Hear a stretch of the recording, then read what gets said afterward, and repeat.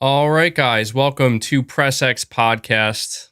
Not sure why I'm frozen on screen there. What am I even doing? Dude, hold on. What is going on with my camera? All right, there we go. Wow. You saw me like opening and closing my laptop there for some reason. That was pretty weird. So, it's okay. It's okay. No extreme technical difficulties, hopefully, this time around.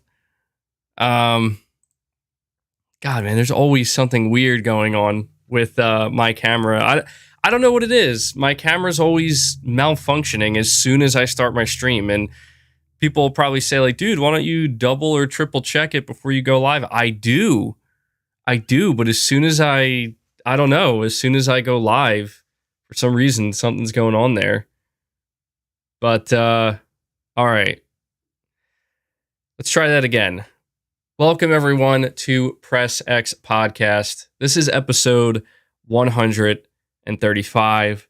As always, I want to extend a thank you to everyone who is waiting here early on and, kind of chatting amongst one another.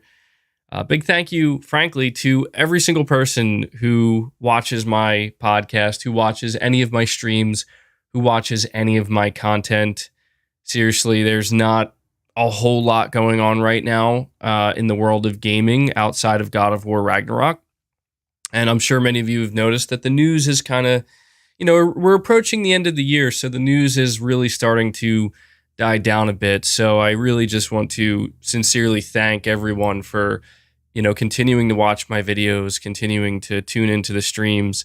Even during weeks where maybe things are not as thrilling or as exciting as maybe other weeks. So thank you guys so much for that. I also want to let you guys know that I have a poll up right now on the stream, which I'm sure many of you have noticed. Maybe some of you didn't notice, though, but the poll is live right now. And the question I'm asking is, who do you think will win Game of the Year 2022? Elden Ring or God of War Ragnarok? Now, obviously, there are a few other games that have been nominated for, Game of the Year 2022 for the Game Awards. But, I think everybody or most people are in agreement that these are the two kind of standouts that are likely going to go head to head. Of course, anybody could take it. But I'm just curious between these two what you guys think. So be sure to vote on that poll. I will be referring to it later on in the stream. And with that being said, yeah, this is going to be a big topic of discussion for the stream today is the Game Awards and how Sony is absolutely dominating the Game Award nominations, and we'll have to see if they dominate in a similar way when it comes to winning. But Sony's going to have a massive presence at the Game Awards this year. Certainly a bigger year than, I don't know. Sony usually has a pretty big presence at the Game Awards, but yeah, this is a standout year for them for sure. So I want to talk about that. I want to talk about our expectations. I want to talk about God of War, obviously. I want to let everybody know I did beat God of War. In fact, I actually beat it just this morning. I completed it. I put a lot of time into the game. I didn't rush through it. I just got hooked on it. I thought I was going to be taking my good old time with the game, but that thing happened where I started pacing myself, and I just reached a point in the game with the story where I'm like, you know what? I can't stop now.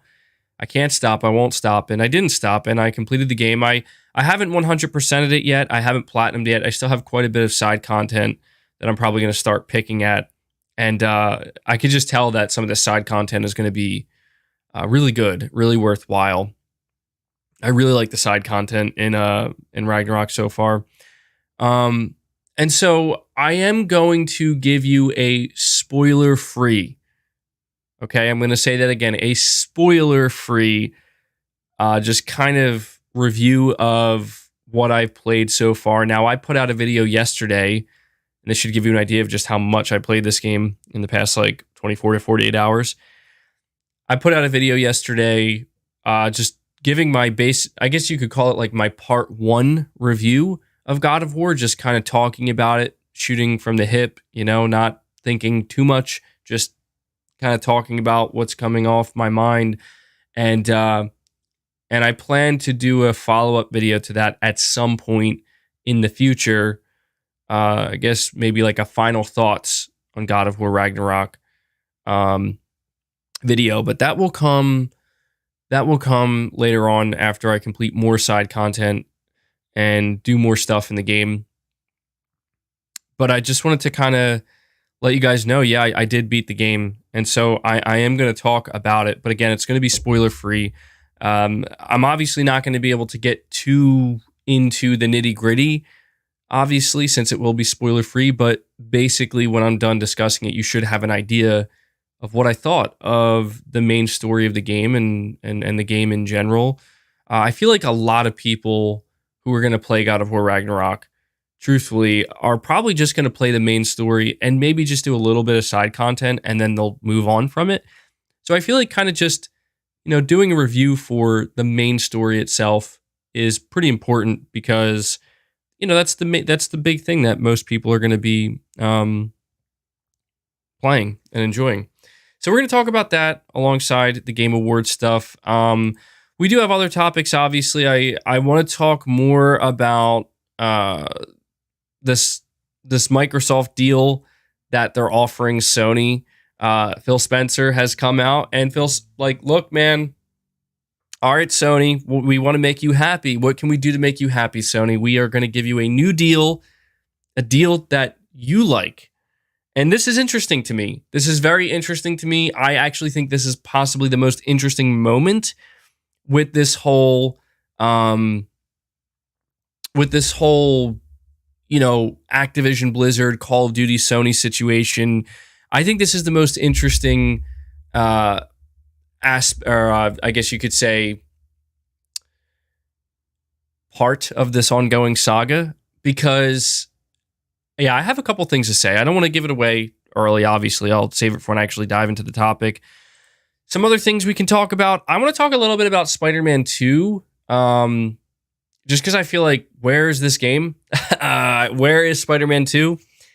Seems to be missing in action. Where are any of Sony's announcements? We'll talk a little bit about that. We're going to talk about Sony Santa Monica making it clear that they have more things in the works. And I'm certainly interested to hear about that. It was interesting to hear them kind of like publicly acknowledge it. And the way they talked about it sounds like they have more than just 2 things in the works. We're going to talk about Sony winning the NPD for 3 months in a row. Sony is kicking ass out here. Kicking ass with the PS5. So yeah, and obviously we will just kind of freeball a lot of the topics over the course of this podcast today because, frankly, there just wasn't a whole lot that happened this week.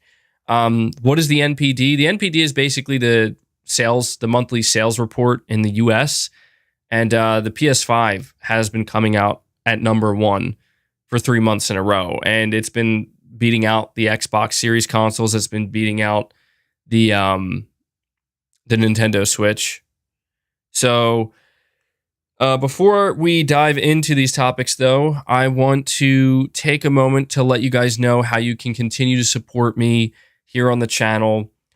First and foremost, please consider, if you're able to, please consider donating a super chat. I'm going to be honest, things have been kind of a little bit rough here on YouTube, but I think things are rough for everybody. So that's why I'm saying, like, please only do so if it's within your means. Do not feel pressure. Do not feel like you have to. But yeah, YouTube is, believe it or not, everything that's going on with the economy and the world, it is affecting YouTube as well. And I've noticed that. And on top of that, dude, YouTube, I'm sure you guys have noticed all of the different changes that YouTube's been making to their platform. They seem to do this. I don't know if they do it on a yearly basis, but they're making a lot of changes. And this is just a little bit of complaining on my part here. life of a YouTuber, I guess, silly as that sounds.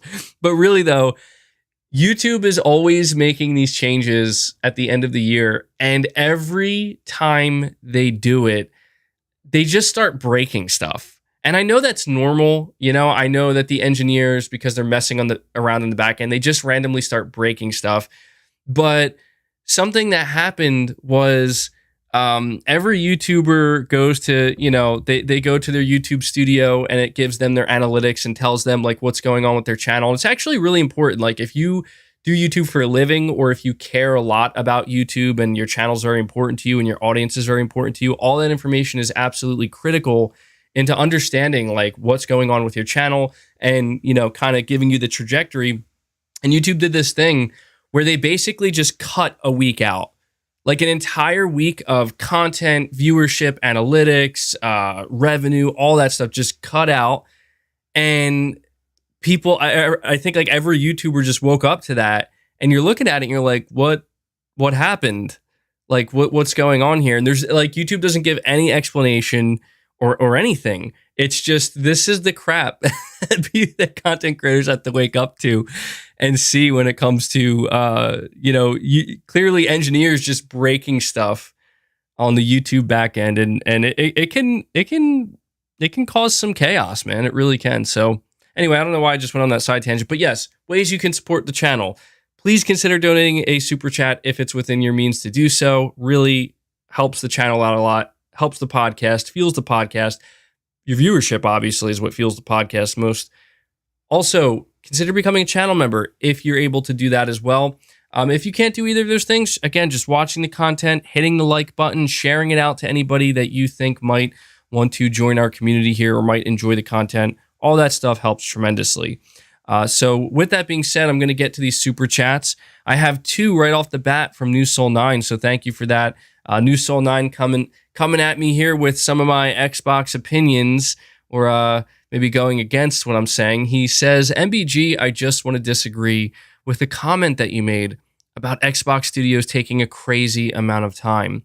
I don't really see it that way, because most of their studios are making new IPs, and new IP takes longer. And he continues by saying, and Playground Games is rebooting Fable from the ground up, in case you were going to say, why is Fable taking so long then, if that's an established IP? Well, I hear you, New Soul 9. I hear you, New Soul 9. And look, my whole thing with this, okay, is I think that it's understandable that if a studio, no matter whether it's under Microsoft, Sony, any other publisher, if a studio is creating a brand new IP and it's a AAA IP, it's understandable that it would take a long time. I mean, some of Sony's new IP, in fact, a lot of Sony's new IP games like Ghost of Tsushima, Days Gone, even though for some reason it didn't get a sequel, Horizon Zero Dawn, these are games that have been, took 4, 5, 6 plus years, certainly more than 4 years, but 5, 6, 7 plus years to create. And that is the truth about quality AAA game development, especially in today's day and age. It cannot be rushed. They're going to run into roadblocks. They're going to need an extra year, an extra 2 years potentially. And that's just how it is, especially when you look at the standard that, people, including us, we hold these big AAA games to, right? We hold them to a very high standard. So the pressure's there. But when it comes to Xbox, I just want to make it clear that I'm not saying there's a problem with them wanting to take their time.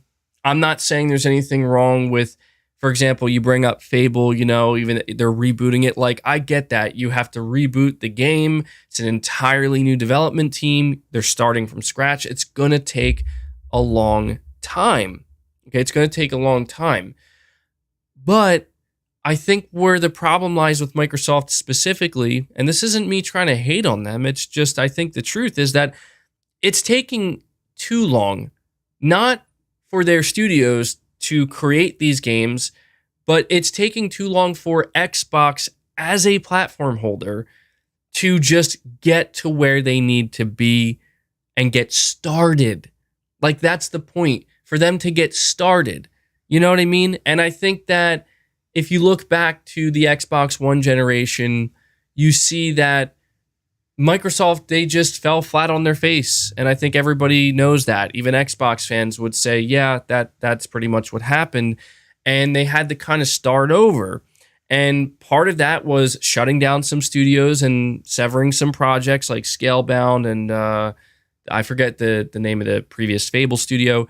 Just getting rid of that stuff, trimming the fat, so to speak. And then they had to reinvest. So they created Game Pass, but in 2018, they acquired like 5 new studios. And that was very exciting. And this was Microsoft trying to show everybody we're committed. We're committed. And then, a couple more years goes by and you're like, we're so committed. We even bought Bethesda now. It's like, oh, well, this is no joke. They are completely committed. And then after that, now they're like, we're buying Activision Blizzard. But that doesn't change the fact that all these things that Microsoft has purchased and as much as they've done with Game Pass, right, creating great deals, and really, let's be honest, Microsoft has changed the rhetoric. They've changed the discussion around their platform. They've changed it to people are no longer hard on them.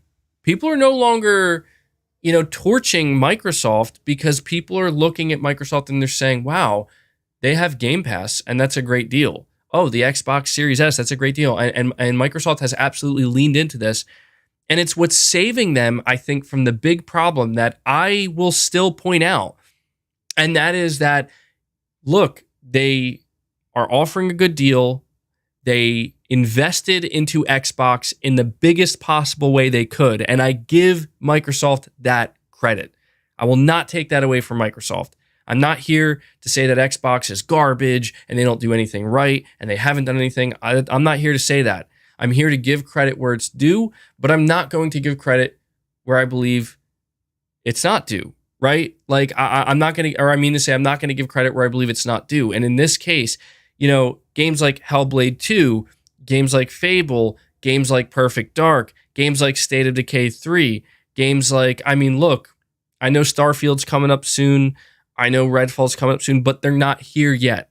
They're not here yet. We haven't seen it. And frankly, I don't even know that Redfall and Starfield are games that we can really use to judge how much Xbox Game Studios has changed, because those are Bethesda games, and that's okay. That's going to help Microsoft. I just mean to say that when it comes to delivering on the promise, they're getting there.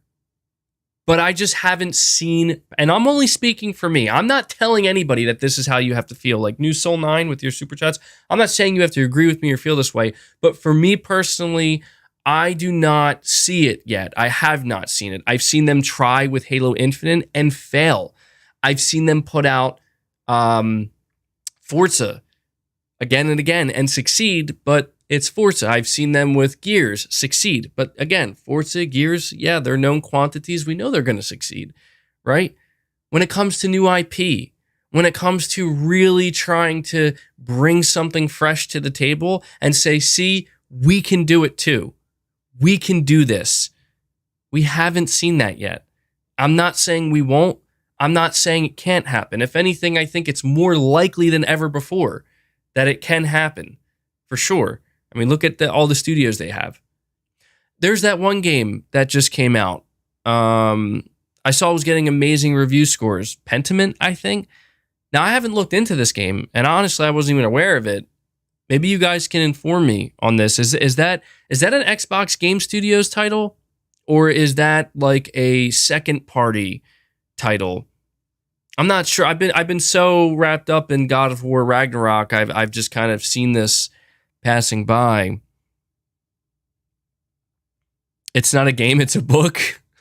What? It's first party. It's Obsidian. Oh, okay. I didn't know that. I didn't know it was Obsidian. So there you go. I can't speak to the game because I haven't seen it. Like, I don't know what the game is. I don't know what the game is. Okay. but it's getting really good review scores. And I see that Xbox fans are celebrating that and they're happy about that. And you're saying it's like a 2D interactive book. That's certainly interesting. Don't know that it would be, I don't know, my cup of tea necessarily. I'll have to check it out, see what it's all about. But I'm just saying, it's like, I see Xbox fans celebrating this, and I'm kind of curious now, actually, maybe to check it out, because I didn't know that. I thought it was just a traditional type of game, but that's good. You see Obsidian doing work for Microsoft here. That this was a studio that was purchased by them, and they're putting in the work and they're helping. But Phil Spencer did say something not too long ago, and he was saying, I think we're really going to turn things around in 2023. Look, you guys know I'm beyond the point of giving Phil Spencer the benefit of the doubt, of giving Xbox the benefit of the doubt, but there is no denying, from a factual standpoint, there is no denying that Xbox, if they play their cards right next year, could have a huge year. If they play their cards right. And I'm very interested to see, because this year for Xbox, I'm just going to call a spade, was terrible. It was just terrible. And I don't even know if you're an Xbox fan look, maybe if you're a Game Pass subscriber and you're always looking for the new stuff being dumped into Game Pass, maybe it's not terrible to you. But I just feel like, from a first party output standpoint, from the fact that, and I'm not saying that to knock on Xbox, I'm just saying that maybe if they play their cards right, maybe this was a strategic move. Maybe it was like, look, maybe we have to sacrifice 2022 in order to make 2023 the year. I see Game Pass saying it was a dumpster fire. And that's the thing, is like, that sucks. I'm sure that Xbox fans are not thrilled about that. But maybe I'm being too optimistic here. But I do see sometimes people feel like they get tired of hearing me complain about Xbox, and they feel like a large part of my podcast is just complaining about Xbox and finding every little thing to nitpick. And I know I'm harder on them than the average person, but I will say that next year, depending again on how Microsoft plays their cards, I think, again, a game like Starfield could be huge for them. I think a game like Starfield could be huge for Microsoft. It could be really good for them. It really could. And I know that I've said this before, but it's worth reiterating here. I actually do want to see Microsoft kind of really start to, come at Sony in a different way. Like, I feel like the way that Microsoft has been coming at Sony is, we're going to give you the best deal. We're going to give you a better deal than the competition. And Sony is like, whatever, go ahead, go give them the best deal. You don't have games like God of War. You don't have games like Horizon. We're good here, and that's like, oh, okay. And then Microsoft is like, we're gonna buy studios. We're gonna buy more studios than Sony can. We're gonna buy publishers. Yeah. And then even then, Sony's like, okay, we have to contend with that. So we'll buy some of our own studios. We'll buy Bungie. We'll buy Bluepoint. We'll buy some PC studios. So Sony's been competing with Microsoft on that front to a degree. But this is where, in 2023, I am actually rooting for Xbox, because if Xbox can start bringing out like heavy hitting games, and they're doing it through Game Pass, that's going to put the flame underneath Sony's ass. It's going to really kind of make Sony, I think, start to, feel like we got to get more aggressive, because let's be honest, guys, like Sony, in terms of announcements this year, dropped the ball. They did. I know not everybody's going to agree with me, but no showcase. The state of plays, I'm going to be frank, the state of plays that Sony had, while they were good, okay, I want it to be understood, the state of plays were good, and I really enjoyed them. You got to admit, you could tell this was Sony doing what they have to do to get by. All right? This was Sony doing what they have to do to get by. And you guys know, again, me giving credit where it's due. Sony delivered Horizon Forbidden West. Sony delivered Gran Turismo 7. Sony just delivered God of War Ragnarok. all amazing games on top of some second party titles like Sifu and Stray, right? Sony has been doing what they do best, except for when it comes to putting on the show and bringing out the announcements and really giving the fan base a reason to kind of get together and celebrate that aspect of PlayStation. And to me, it's pretty clear at this point that Sony hasn't done this because they're like, well, we're going to have to just rely on God of War right now. We're just going to have to rely on the state of play because we're afraid to show our hand. We have to see what's going to happen with Microsoft, the Activision Blizzard thing. And I just think that if anything, and this is just my opinion here, obviously everything I'm saying is just my opinion. I think if anything, Sony may look at next year the way I'm looking at it, where they, I think, are looking at Microsoft and they realize that Microsoft could pop off next year. Like 2023 could be the year. I know it's like cliche and a joke at this point to a lot of people. And it's always like, oh, wait till next year. But 2023 genuinely could be the year where Xbox pops off in a way that's like, oh, okay, now it's getting real. And I hope that's how Sony's looking at it, because what it means is that they're ready for a fight. You know, they're ready to be like, look, you know, we've had a great 2 years, we've been consistent, but now it's time to really ramp things up. I see some people chat, nah, you're dreaming, MBG.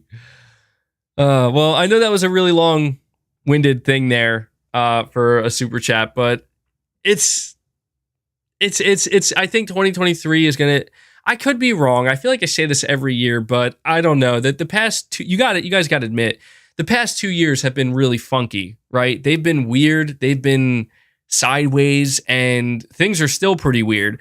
But I think 2023 could be a very different year. I think it could be a year where not just for Xbox, but in a lot of ways, a lot of things in gaming pop off. I could see that happening.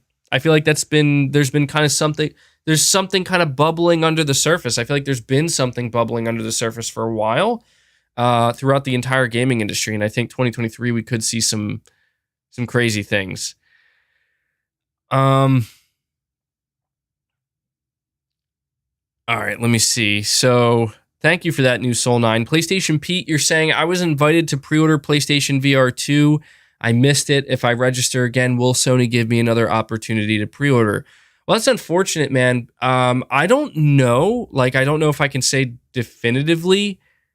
I don't know if I can say definitively that the answer is yes. But what I will say is that I noticed it seems to be a lot easier for people to secure their pre-orders for PSVR 2. It's like nothing like it was for the PS5, based off of what I can tell. So I want to say, if you just keep paying attention to it and you remain registered, I think you certainly will get another opportunity. I highly doubt this will be the only one. I mean, even with the PS5, there were more than a few opportunities to do so before launch. So as long as you keep trying, PlayStation Pete, I think you'll secure one. I don't think you have to worry too much about that. At least I hope not. So thank you for that, PlayStation Pete. Inspector Guru, member for 6 months, saying rip to Jason David Frank from Power Rangers. He was the White Ranger and one of my childhood heroes. He will be missed. Yeah, dude, first Kevin Conroy. And now I'm seeing, I just saw this morning. It's very sad. Very sad for both. Kevin Conroy, in my opinion, the definitive voice of Batman. I grew up with him. I didn't mention this last week. But yeah, that was really sad to see. That one definitely hit me hard. And you know, Jason David Frank, I gotta be honest, I have not I laugh only because it would be, I think, kind of weird, but I have not watched Power Rangers in many, many years. But I 100% agree that when I was a kid, the White Ranger was my favorite, and the Green Ranger. Like the Rangers that he played, he was my favorite character, you know? And I'll never forget, when I was really young, the Power Rangers movie. How many of you guys know about the Power Rangers movie? Surely many of you do. And I thought that was an awesome movie. I watched that so much as a kid, and he was always my favorite character in it. And yeah, that's really sad, man. I don't even think, I don't even think he was that old. I mean, Kevin Conroy was like, I think he was 66 years old or 67. So he was definitely up there or getting up there. But he was only 49. Yeah, that's really not that old. That's very unfortunate, man. Yeah, rest in peace. That's sad. It's so crazy. Like, you don't. Yeah, I feel like you always kind of take these things for granted, right? You know, I feel like that's how life is sometimes. Like, you take people for granted to a degree. You take these people for granted that you just don't realize like the impact until they're gone, you know? And I feel like that's always a tough thing because yeah, I'm going to be honest, like I haven't thought of I'm going to be honest, I didn't even really know his name, right? Like I'm not going to pretend like I followed Jason David Frank or I knew much about the man or anything, but it's like hearing that of his passing and it makes me remember like, wow, you know, this person actually did have a pretty significant impact on my life, even though I may not really be thinking of it now as a grown adult, you know, because I do think back to watching the Power Rangers. The White Ranger was my favorite. I had the toys and I was just so into it. I was obsessed with it. You know, I was even a Power Ranger for Halloween one year. And it's like, huh, that's, yeah,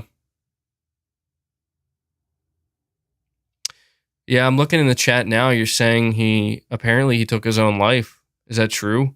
I don't want to say. I don't know. Saying he just divorced his wife in August too. That's so sad. That's really sad. If true. Wow. Damn. That's tragic. Well, he definitely, I would say, wow, yeah, that's very sad. Well, you know what? Hey, he left I'd say he left him and Kevin Conroy, you know, both left a lasting legacy. So, very unfortunate, man. Very unfortunate. But rest in peace to both. I'll certainly always remember both of them fondly. And so, you know, obviously, thoughts go out to their families and loved ones and friends at this point. So, all right. Before I continue, I don't want this podcast to become too much of a downer, you know. So we'll keep it trucking along here. Chris Patrick becoming a member at the Greatness Awaits tier. Thank you so much for that, man. Welcome aboard. Look forward to some of your exclusive perks. Really appreciate it. And just as a reminder to anybody who does choose to become a channel member, your name will be added to the bottom credit scroll. And if you subscribe as a member to a higher tier, your name will also be read out the entirety of next month. It rolls over month over month. So if you don't see your name like next week, you know, but you're like, oh, but I'm a member, don't worry. You're going to be added in come December. Okay. And you'll be there for all of December and every month after that, as long as you remain. Slimothy, member for 4 months. You're saying, hey, BG, I'm loving God of War. Like you, I'm taking a slow approach, but I guess slower since you've beaten it before me, LOL. Yeah, dude, I couldn't believe it. I just got into a mode with this game that I haven't gotten into with the game in a long time, where I think the last time I played it through a game this quickly was The Last of Us Part 2. But I will say I did enjoy God of War Ragnarok more. Certainly a lot more than some of the parts in Last of Us Part 2. But I do want to say, like, I know some people might be surprised. I don't think God of War Ragnarok is a perfect game. I mean, don't get me wrong. I feel like every game has flaws, right? But I feel like I know sometimes people might anticipate because it's because like, oh man, you know, of course MBG is going to say it's the best game ever. Of course MBG is going to say it's perfect. No, I will admit there are some aspects of the game that I have to criticize. I did the same thing with The Last of Us Part 2 as well. And so I'm going to discuss that without spoilers. Again, I'm not going to spoil anything, but I definitely have a couple criticisms, but I have some amazing things to say as well. So, yeah, we'll probably transition to that in just a moment here. But yeah, I would say that I'm disappointed that I'm already like I don't want to say done with it. I would say that I'm disappointed that I beat it so quickly, but I'm actually not, because I realized, holy crap, there's still so much to do. It's actually very surprising. You probably didn't even find the crater. I don't think so. Is that with a side quest? I've seen people talking about it, but I don't know what it is. And I don't recall coming across a crater yet.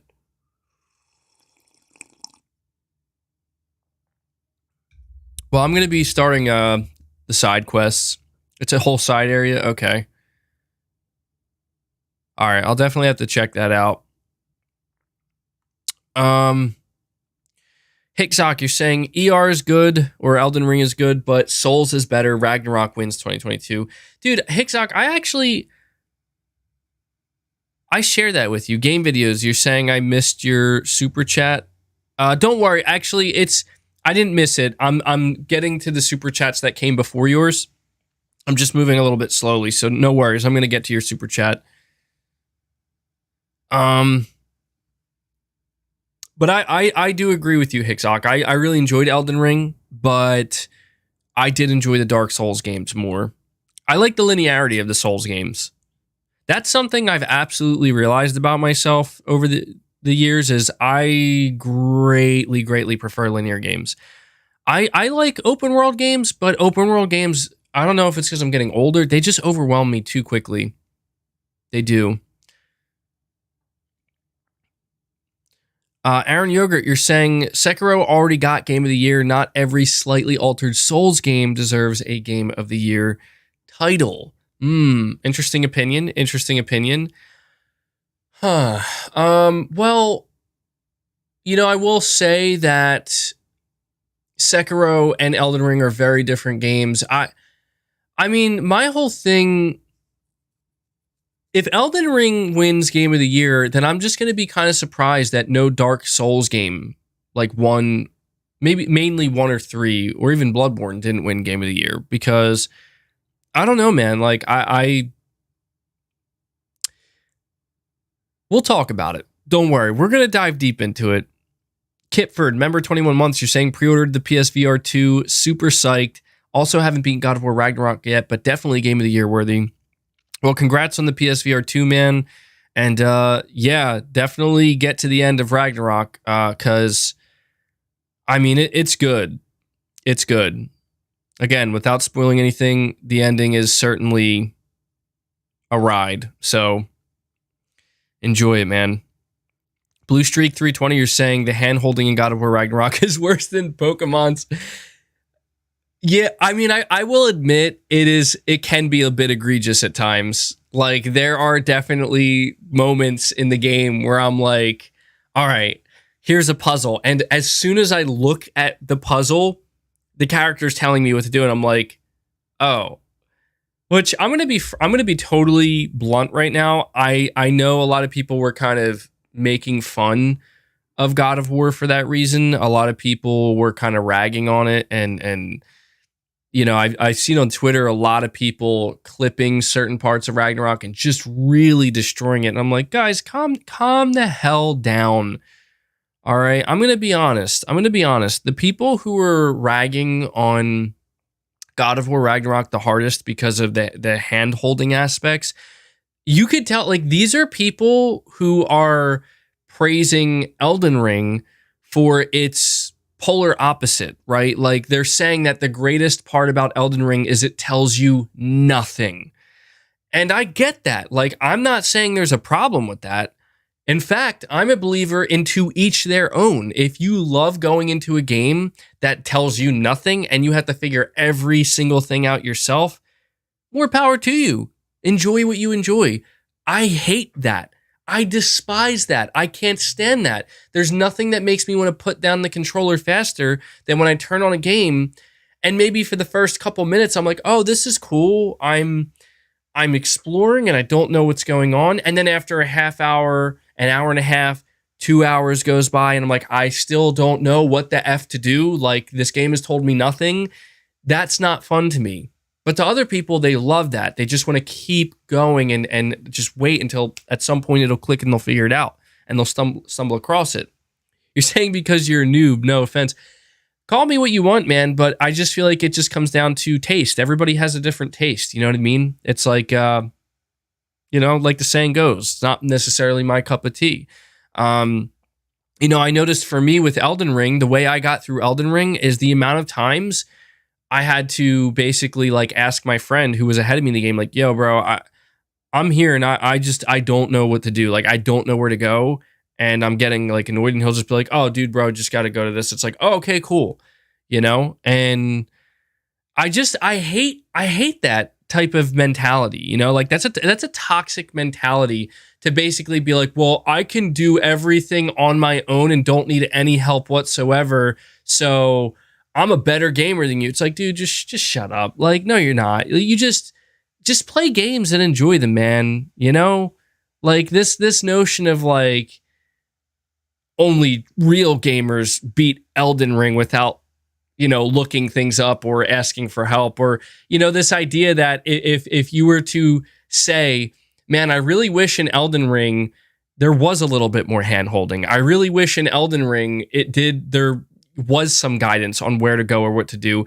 You're going to get a whole wave of toxic people that are like, shut up, you'll ruin the game. It's people like you that ruin AAA gaming. It's like, dude, what the hell? Like, it's like, why is it that hard to understand that just some people like to play games differently? And that's why I'm not saying to these people that, hey, there's something wrong with you if you don't want help. There's nothing wrong with you at all. Like that's great. That's cool. That's a cool way to play games.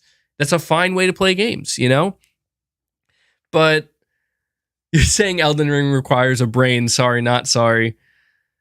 Well, hey, man, I mean, look, that's the type of toxic mentality that I'm talking about, bro, where it's like, I mean, you could, it's like people complain.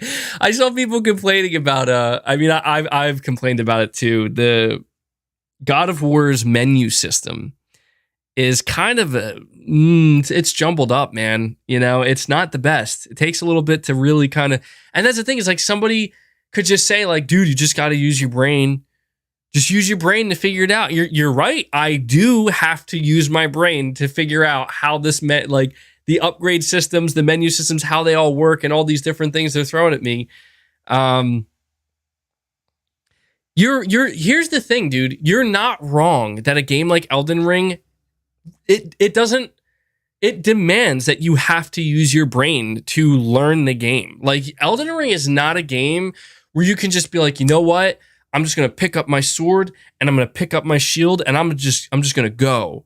And I'm just going to go. Like, you're eventually going to hit a wall where you have to think about, okay, so just the running and going part isn't working anymore.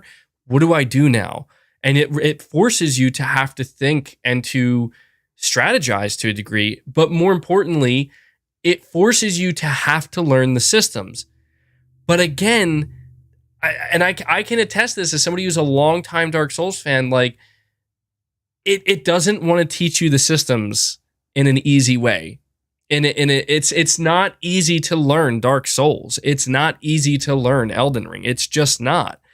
And people will say that that's the beauty of it, and maybe it is. I'm not here to say that Elden Ring should be anything other than what it is. I'm not here to say that. But it's just, maybe it's just where I am in my life. I'm busier than I ever have been before. I have family, I have responsibilities. I mean, everybody does, right, to a degree, and everybody's in different places in their life. For me, I just find that with games, I just don't have it in me to sit there and be like, well, for the next hour, I'm going to just basically experiment with this one thing and mess with this one thing and figure out this one thing, because it just doesn't leave me feeling satisfied anymore.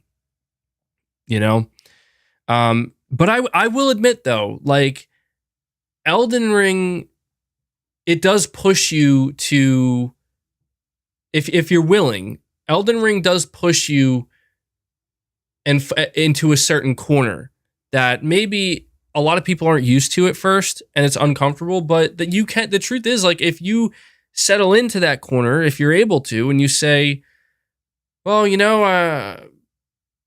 like, I guess I wonder how many people maybe picked up Elden Ring at first and, maybe played the first couple hours and were like, I'm not feeling this. This is too much. It's overwhelming. And maybe they put it down for a little bit. But then, like, after a little time goes by, you're like, you know what, actually, I want to try it again. Like, there's like this kind of desire where it's like, you see the challenges there. And, there are going to be some people who are like, I want to take on that challenge. I want to figure it out. That happens to me quite frequently these days, I notice, is like, I will encounter certain things in games where I get just straight up pissed off. Like, I just get pissed off where I'm like, this is stupid. Like, this is dumb. And that's how I start to get. I start to get like low IQ, anger, like I'm not dealing with this. This is dumb. Yeah, I just rage quit. But and even though I'm so sure that I'm just done, give it just half a day, and suddenly I'm like, all right, let me try it again with a different approach, And I just think it's funny because I don't know, man. I used to I was always raging in games previously, but I guess it's just as I get older, I'm trying different games. I'm playing different types of games, and I'm not very good at some of them. It's interesting, man. I think that video games have a tendency to kind of reveal certain aspects of ourselves to ourselves, And I think Elden Ring is definitely a game that'll do that to you. But talking about God of War, yes, I absolutely can admit that, like, they overdid it with the NPCs telling you. Like, the biggest problem is when it triggers. Like, if you stand there looking at a puzzle for literally more than probably 20 to 30 seconds, the NPC starts essentially telling you what to look at and what to do. And I feel like that's too soon. That's not enough time. Like, you got to give players at least a minute and a half, 2 minutes of looking around, touching stuff, messing with stuff. Got to give them a chance, just a little bit of breathing room to at least try to figure it out. And because I noticed that happens so many times in Ragnarok where I'm like, okay, I'm at a puzzle and I'm looking at it and it doesn't click. It doesn't click within the first 20 to 30 seconds, but it doesn't have a chance to because now they're telling me like, oh, what about that thing over there? It's like, oh, of course. But at the same time though, there were enough puzzles on or in Ragnarok that there were a couple where I actually did find that even them giving me hints, I didn't immediately like. So it depends on what the puzzle was and what type of hint they were giving. Like, there were some puzzles where they would give a hint where it's like, well, you just literally told me the puzzle. Essentially you just told me the solution. But there were other ones where it was done better and it was more subtle, where they'll give you a small hint, but you still have to figure it out. And those I think were the best puzzles because they weren't. I will admit, like, when you I'm not a fan of puzzles, but when you encounter a puzzle that's so easy, you're just done it in like 15 to 20 seconds. It's like, what was even the point? You know what I mean? Like, it's not a puzzle at that point. You're just doing, ABC 1, 2, 3. It's funny. I saw a meme for Ragnarok where it was like one of those little block sets for kids where you take the block and you put it in the right, or the shape set, and you take the correct shape or the shape you got to put in the correct spot. And it was a picture of that, and it was Kratos looking at it, and it was like, press circle to insert the triangle block in the, triangle slot or something like that. And I was like, oh man, like, I get what they're saying. It wasn't that ridiculously easy, but yeah, I think that's certainly a valid complaint. I think it's kind of funny if you think about it, because we are actually seeing the two biggest games of the year on opposite ends of the spectrum, where on one end of the spectrum, you have Elden Ring, which is not an accessible game. at all, and it doesn't tell you anything, and it expects you to learn and figure everything out on your own, or at least 90% of it on your own. And there were some complaints from people being like, maybe they should consider adding an option here for people who maybe are just having too difficult of a time, like understanding the mechanics of the game, or figuring things out, or whatever, or maybe just a little bit more guidance in what to do with NPCs, stuff like that. And on the other end of the spectrum, we have God of War, where there's so much focus on accessibility, where it's like, the biggest complaint is, dude, I can't even have a challenge with these puzzles because the NPCs are pretty much solving them for me. They're not even giving me a chance. And that's interesting, because I think that's where you can clearly see the perfect middle ground, in my opinion. The perfect middle ground, in my opinion, is options. Just options. That's all it is. Like, I feel like a game like Elden Ring could benefit from having an option there to turn on or off that basically says, like, do you want some guidance? Do you want to basically be told where to go or what to do in certain instances or at pivotal points in the game? Yes or no? Or do you just want to figure it out yourself? Yes or no? Versus in God of War Ragnarok, they should also have something similar where it's like, do you want NPCs to help you with puzzles? Yes or no? Stuff like that. I feel like that would be a pretty decent solution, in my opinion. So let me see here. Jerome, you're saying, are you hard on Xbox because you want to play their games? I mean, look, I'm going to be honest. I'm at a point where I'm so hunkered down with PlayStation, and I'm so comfortable with PlayStation that I'm at a point, like, I'm getting to that, like, old man stubborn point where it's like, I just don't want to, I don't want to move, like, I don't want to move. I'm just, I'm not against anything. It's just, I don't want to move. I don't want to be bothered. But here's the thing, though. When I see a game that is like a must-play title, well, that's not always true. Because like there are some games, like there have been times where I've seen games on that, like, I'm like, oh my god, that game looks like it could be awesome, and then it's like PC only. And it's like, I'm not playing on PC. Like, I'm just not. Like, I'm not doing it. I don't want to. I'm not. I'll wait till it comes to console. But I'm a little bit different with Xbox, because Xbox is a console, or at least they do offer a console. You know what I mean? And that's just how I like playing games. I dabbled in PC gaming when I was like younger, and I hated it. I don't know why. I just hated it. I didn't like it. But the reason why I was always okay with Xbox was because they offered that console experience. And what I see from Xbox now is they have some games in development that could absolutely, like, do you know what game I'm actually rooting for the most on Xbox's side? Believe it or not, I've talked about it before. Maybe some new viewers might be surprised. State of Decay 3, dude. That I loved State of Decay 1 so much, and I was so excited for State of Decay 2. And State of Decay 2, while I did enjoy it, it like, I was tricked. I felt like I was tricked because I thought State of Decay 2 was going to be the big AAA version. Because there's a formula there. I love zombie games. I know that's generic and cliche, but it's true. I love zombie games. I always have, and I've never been that person that ever felt like too many zombies. I know that that's a thing. It's a meme where it's like, oh my god, it's everything zombies. I loved it. I've always loved zombies.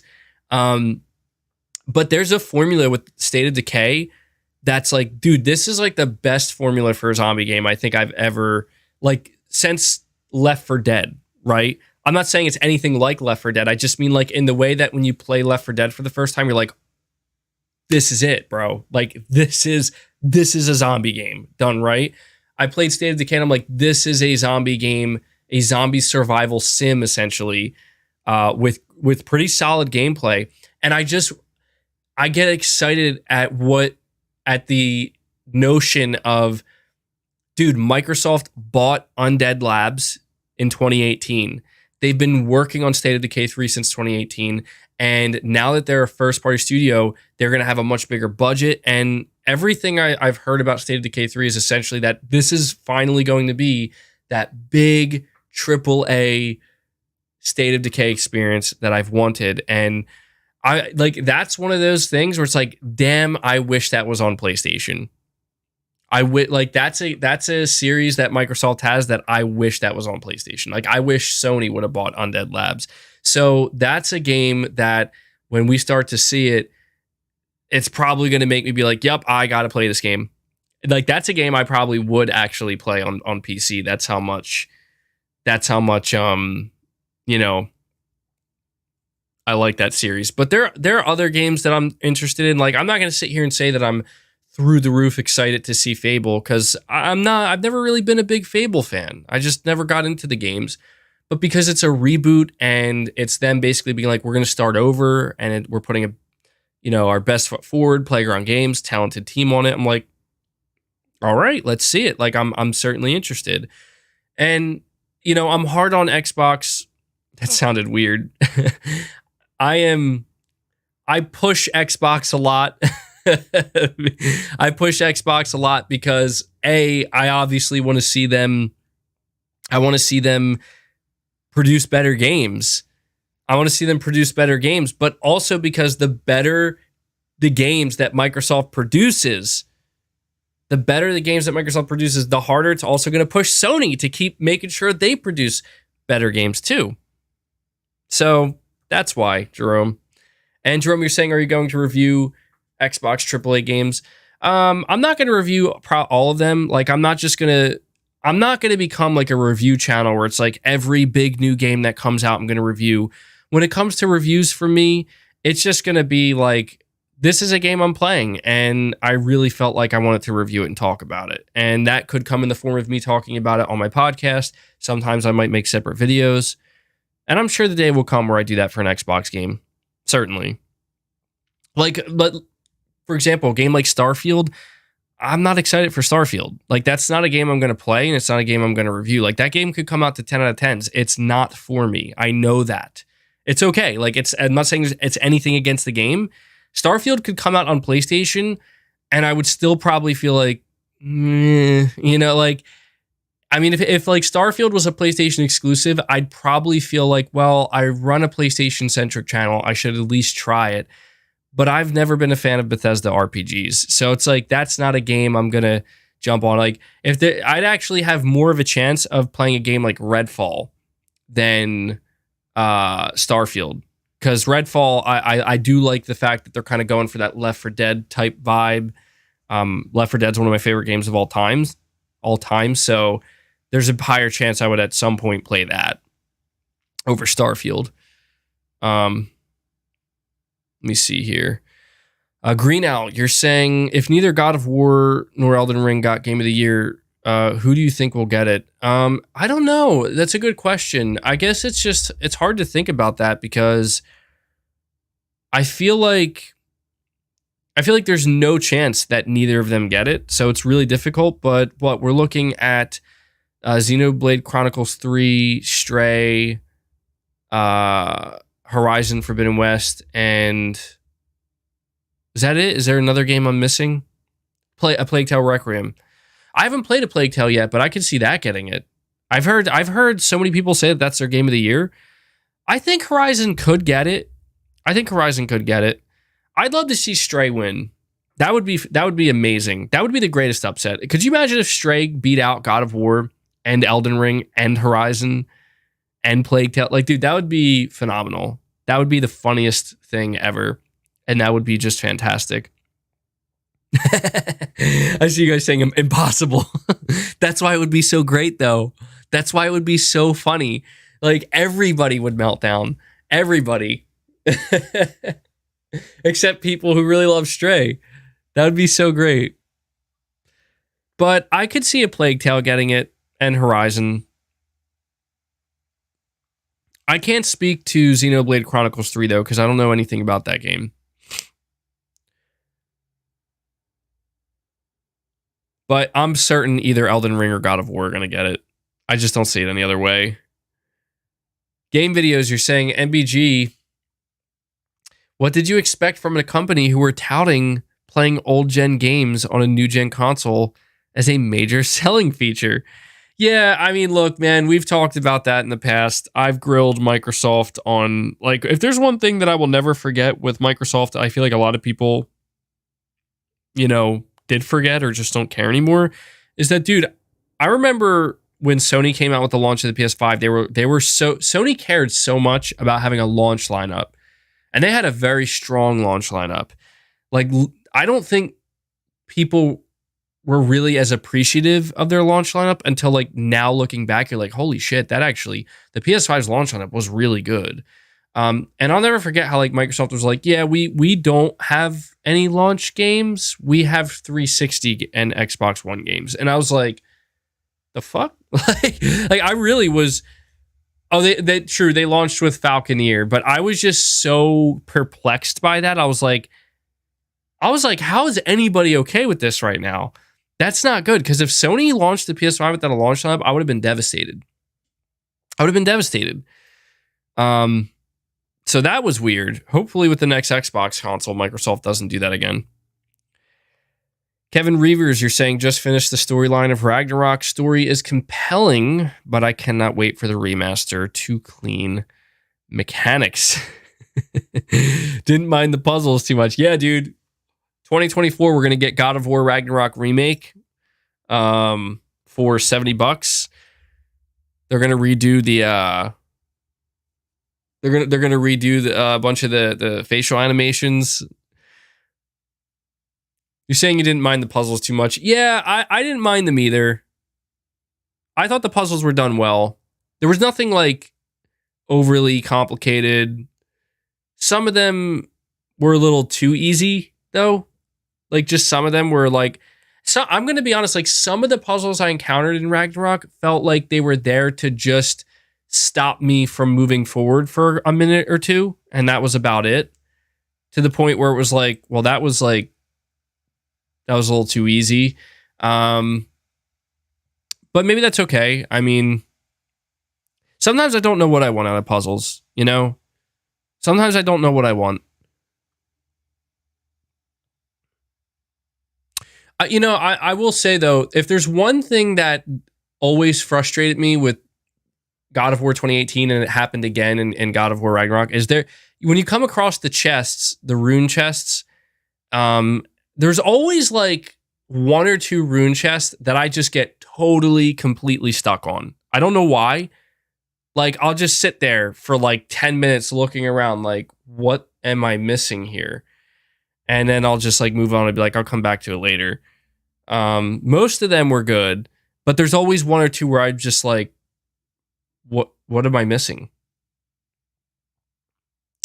You say, yeah, you just finished Ragnarok. So did I, man. I'm going to get into my Ragnarok story review, spoiler-free story review in just a moment. Fireaxe, you're saying, wished for several levels of backseating to pick. Yeah, I hear you, Fireaxe. Green Owl, you're saying some folks say that the TGA is Sony biased. Thoughts? No, I don't agree with that at all, because it's like, first of all, the Game Awards, people think that it's just, I don't know why people still think this. They think it's like Jeff Keighley that chooses this stuff and, like, his people, and it's not how it works. It's people all across the industry that are voting, essentially, or giving their, submitting. And it just so happens that, and I know some people don't want to accept this, okay? And I know that it's like the hardcore toxic fanboys that just don't want to accept Sony had a fucking awesome year. Like, why can't you just accept that? Like, it's not bias. It's Sony released 3 huge AAA titles from, maybe technically 4 if you want to count The Last of Us Part 1. It's tough for me to count The Last of Us Part 1, though. But this is the output from PlayStation Studios in a year. And it's like, I've tried to tell people, I know people are kind of like hard on Sony, and that's fine. Like they're being super critical about every decision that Sony's making and Jim Ryan, but I always try to tell people that, yeah, maybe that was a little bit annoying, or yeah, maybe that was a little bit disappointing, but Sony keeps getting the most important thing right. They keep getting it right, and that is they keep delivering the games, the quality games consistently. And that's where I just feel like it's just like, this is why they're the most nominated publisher by far. It's not because they put out the most games. It's because they put out a good amount of games at incredibly high quality. That's why. And that's why when I first saw the Game of the Year nominees announced, I was like, dude, look at that. Sony has two, yet again, another year where Sony has two of their studios nominated for Game of the Year for two separate games. It's not bias. It's just people in the industry recognize like the work that Sony and PlayStation Studios are putting in, man. That's all. Microsoft could do it too. Nintendo could do it. Any publisher could do it. But it ain't easy. That's the thing. It ain't easy. And that's why you see Sony as the most nominated publisher. Dude, I was shocked to see not that Sony was the most nominated publisher, but that they had 20 total nominations. Sony had 20 total nominations. Do you know who was behind them in second place? The second most nominated publisher? It was Annapurna Interactive with 11. Sony had almost double the amount. And I'm like, you think Sony just buys their way into that? You think Sony just pays their way to this recognition? That's not what it is. And this is why I get so frustrated seeing these people try to constantly downplay it. Like, you have no choice but to continue to downplay it, because you just can't accept that Sony's just good at what they do. Sony's good at what they do. They've spent decades honing it, crafting it, cultivating the talent. They didn't buy it. They didn't buy it overnight. That's for sure. And so I know people are like, people shouldn't put so much stock into the Game Awards and stuff. And I agree. Like, I'm not saying you should, if somebody says like Elden Ring is the best game, God of War sucks, or God of War is the best game, Elden Ring sucks, God of War crushes Elden Ring. Like, that stuff doesn't matter as much as, to me, what I'm paying attention to is look at all the stuff PlayStation Studios is nominated for. Like, that's impressive. That's genuinely very impressive. And it can, it's just, to me, it feels like a little bit of indication, a little bit of like, I see a lot of shit. I run a PlayStation YouTube channel. I read a lot of shitty comments. I get a lot of people that kind of, are always telling me something. And it's like, dude, don't believe it from me if you don't want. Don't listen to me. But a publisher doesn't get awarded like this for nothing. They don't just, it doesn't just happen like that overnight, and it isn't for nothing. So I don't think there's any bias.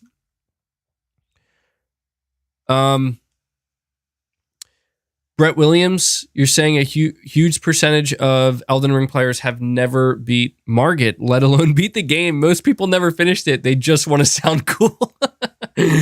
I believe that. Dude, I'm just going to say, dude, like, Elden Ring was a fucking hard game. Dark Souls was hard. Dude, Bloodborne was hard, but Elden Ring, I don't know. For me, that game was hard. I told you guys last week, like, I had to be dragged across the damn finish line for that game, because I hit so many walls with certain boss battles where I'm like, I can't do this. Like, I can't fucking do this. Some of those end bosses are insane. And I see these reports come out of these absolute maniacs that are like, Elden Ring player beats every single boss blindfolded using a banana or some shit like that. I'm like, what in the actual fuck like are these people doing, bro? Because I'm over here trying to play the game the normal right way, and I can't even get past some of these end bosses. And you hear about these people doing this crazy stuff. So I believe it, man. Elden Ring is a difficult game, and I've beaten all the Dark Souls games. I've beaten Bloodborne. Yeah, dude, that I did. Oh my God, I wish I would have recorded it, dude. I summoned Jesus. I said it last week, but it's worth bringing up here again. Is I literally had to summon Jesus, to one of my final boss battles, and I couldn't have done it without him. Really wish I would have recorded that. Not sure why I didn't. I guess I was just in such shock. But Brett, it wouldn't surprise me if that was true, because I feel like Elden Ring was it created such a storm. Elden Ring became such a prominent talking point. It took over the world temporarily. And I have a feeling that a lot of people, like it was just announced that Elden Ring sold 17.5 million copies. That is incredible. Like, that is, for a game like that, that's unbelievable. Honestly, like, for a game like Elden Ring, for as difficult as it is, for as complex as it is, for a game like that to sell that many millions of copies is incredible. But I have no doubt that millions of those people probably bought it. I mean, look, I'm gonna be honest. It's normal. I'm not saying this as a slight against the game. It happens with Sony's games too. But it's very likely that they bought into the hype and they played a couple of hours and they were like, oh God, like, I didn't know what I was getting myself into. And they probably just moved on from it. Yeah, they probably rage quit. And that's normal. I mean, and honestly, like, you can't blame them, because I feel like Elden Ring is kind of an anomaly in a way, to be honest, because it's such a difficult game that it just seemed like the chances of a game like Elden Ring and the From Software formula, more specifically, it seemed like the chances of the From Software formula making it mainstream, just it doesn't compute. You know what I mean? Like, it doesn't make sense.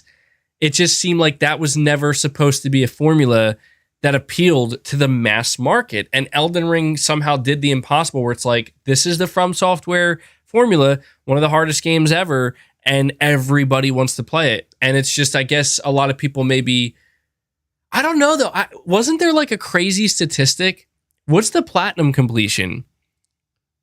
What's the platinum completion on Elden Ring? I could have swore I heard recently that it's like something absurdly high, where it's like, how the hell are this many people platinuming this game? Like, this should not be a thing. I'd have to look into that. But you're saying 12 million Elden Ring players have beaten? If that's true, I don't know where that stat's coming from. If that's true, that's almost impossible to believe, dude. There's no way. There's 20%. Nuh-uh. That cannot be real. 20% got the platinum. That cannot be real. I'm going to have to check this out for myself. That's insane, if true. Now, I'm just taking my chat's word for it, but that's insane. Even I didn't get the platinum. It says 11.5% of players earned it. Okay, platinum. All right. Okay, that's still very high, dude. I was gonna say 20%. That's impossible. There's no possible way. That is very high, though. 11.5% is very high. That's impressive. Saying the numbers don't lie, Elden Ring is the easiest Souls game. Dude, maybe I just suck then. Maybe I lost it, because I don't remember having this hard of a time. I don't know. I don't remember struggling nearly as much with the Dark Souls games. So maybe, I don't know, maybe I just lost it. I've considered going back and playing Elden Ring, though. I have. It's just so intimidating at this point for me. And there's so many games coming up. I can't accept it, man. I'm getting old. I'm losing it. The speed of the bosses is crazy. Yeah. It was a good game, though, man. Like, I will say, I want to say this because I know that a big part of this conversation is focused on like pitting God of War Ragnarok against Elden Ring. Something that I found myself yearning for playing God of War Ragnarok. And dude, I've noticed this. This is not just a complaint towards Ragnarok. This is actually like a Sony game thing. Oh man, is MBG about to start complaining about the Sony formula? What? MBG about to... What's going on right now? MBG complaining about the Sony formula? I do have a complaint, actually. After I hydrate.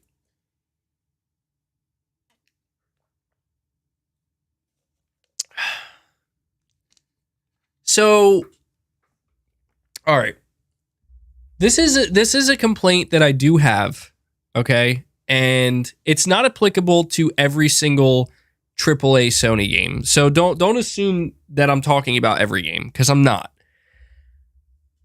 But something that a game like Elden Ring, like, to me, if you were to ask me, what do you think is the best part of Elden Ring, in your opinion? For me, the best part of Elden Ring is the diversity in how you can play the game. Combined with the combat. The combat, like the thing that has always, from the day I played Dark Souls for the first time, the thing that really just was like, to me was like, this is revolutionary, is how amazing the gameplay felt. Okay? Like, From Software just found something with the gameplay. It reminds me of Sifu a little bit, where it's like, one of the highlights of this year for me is Sifu, because that was a game where it's like, it doesn't need to be long. It doesn't have to have the best cinematics, the best graphics, the best anything, but it's just so fucking good to play, dude.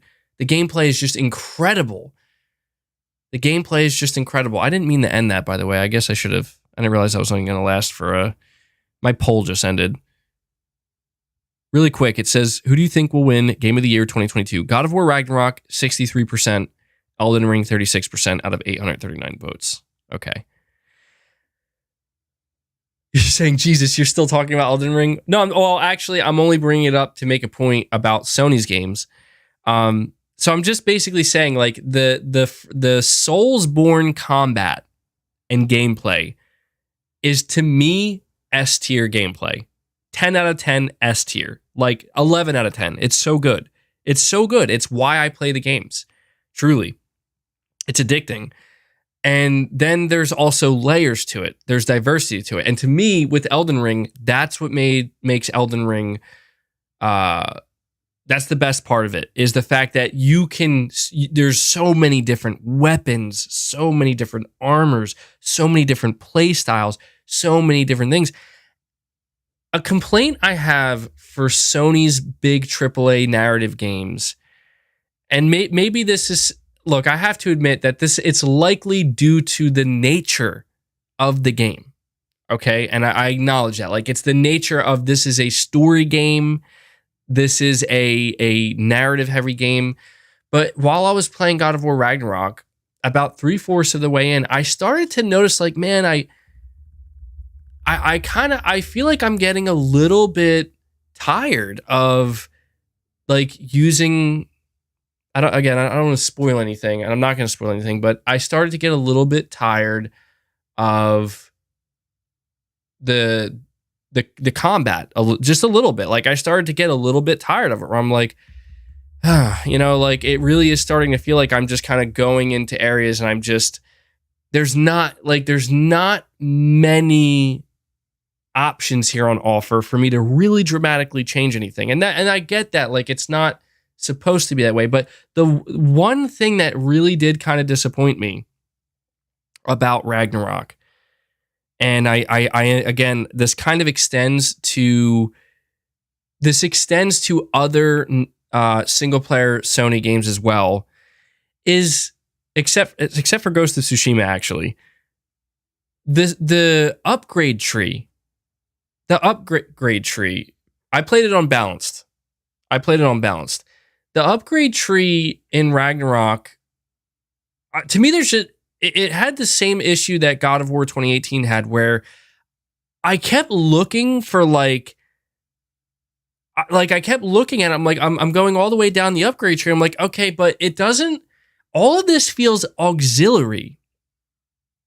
Does that make sense?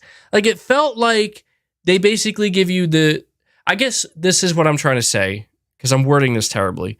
What I'm trying to say is that I felt as though I could go throughout the entirety of God of War Ragnarok without unlocking a single upgrade path on that upgrade tree and be totally fine.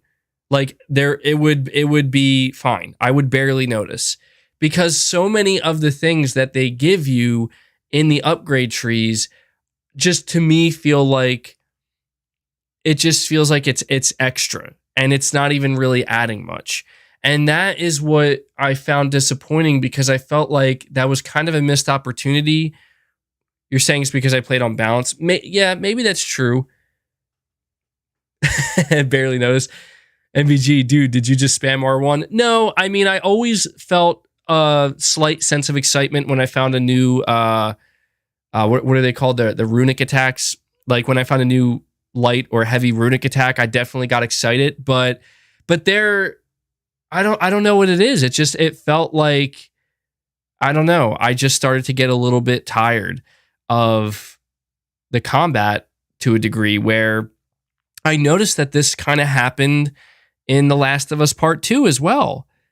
I noticed that in The Last of Us Part 2, same thing. By the time I got to 3/4 of that game, I was like, I'm kind of over the gameplay sequences, because I know it's the exact same loop. Here's some enemies, either sneak by or shoot them all, or run around and kill them.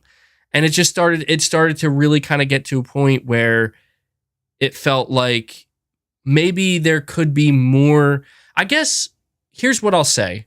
When it comes to Sony's games from their studios, if there's one thing that I would love to see, and I think this is what Ghost of Tsushima actually nailed, what I would love to see is them find ways to really, in more meaningful ways, change up the way you can approach the gameplay in some of their titles. Now, that I know that's an extremely difficult thing to achieve without completely changing the genre of your game, and that's why I'm not being too hard on Sony, because you're saying be careful, MPG, Jim Ryan might pay you a visit.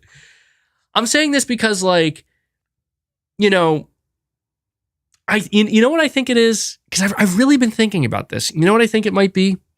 I think this is the nature of the progression of AAA gaming and our expectations and what Sony is trying to achieve.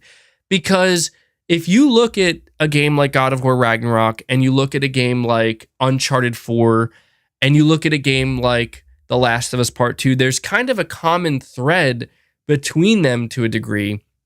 And that is, well, these are like linear games. We can't just make them open world. It wouldn't work. That's not what these games are. But we have to make them bigger and better. And it's like, how do you do that? And I feel like one of the most common complaints for both a game like Uncharted 4 and The Last of Us Part 2, and I gotta admit, this is a bit of a complaint for me with God of War Ragnarok, just a little bit, is it feels like they're too long. As crazy as that sounds, like, I feel like there are parts of these games where it's like, I get this sense that they put this in the game because they felt like, well, it's not 100% necessary, but we're putting it here because we want it'll make the game feel longer, and if the game feels longer, it's going to feel bigger. And this is where I just got done playing The Last of Us Part 1. And, you know what's crazy, dude, is that I kind of forgot, like, that game is not long. The Last of Us Part 1 is not a long game. You can complete that game, assuming you're not rushing it. The Last of Us Part 1, it made me realize, has literally zero padding. I mean, zero padding. Because when you talk about, like, when you think about your progression in that game playing as Joel, right? Even from the gameplay stance, each hour something is like you're ramping up each hour where there's something not necessarily new, but something that's engaging you in a different way. And there's just so little repetition, or whatever repetition that's there. It's not frequent enough. The game doesn't go on long enough to allow you to notice it, to be like, huh. And I noticed that that's a problem I'm running into with some of Sony's games these days, where it's like, oh, like a 23 hour single player linear story experience. Ooh, that sounds like it could be great. But you know what's interesting is the Callisto Protocol is coming up, and I saw that they said it'll take maybe about 12 hours or so, to something like that. It was like between 12 and maybe 14 hours to complete the Callisto Protocol. And I saw some people like complaining about that, being like, really? Like, that seems kind of short. I'm like, no, that's not short. That's perfect. That is perfect.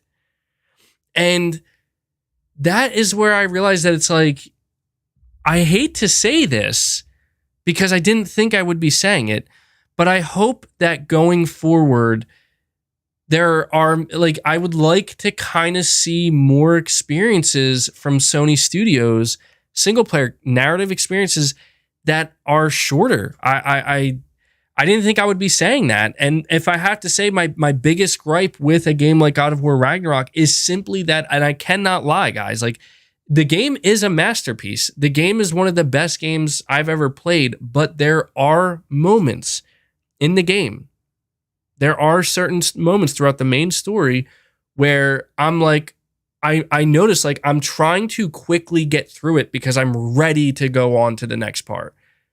Like, I'm ready to go on. And I just think that there's just some parts in some of these games where it's like, I don't know, it's not hitting me the way that I thought it would, you know, or I understand why it's here, but it feels like it's a little bit too dragged out. So, you know, maybe that's an unpopular opinion, but it's just, you know, it's something that, yeah, I don't know.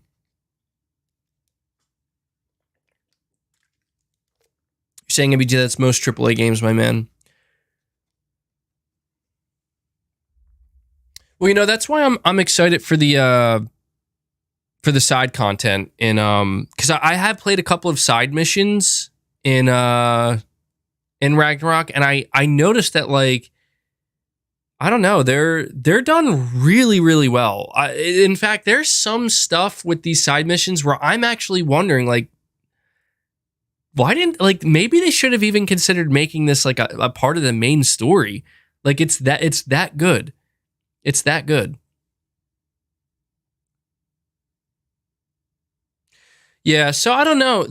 It's one of these situations where maybe as I get older, I begin to realize that I'm looking, I think, for tighter experiences. And God of War is a very tight experience. It's a journey, is what it is.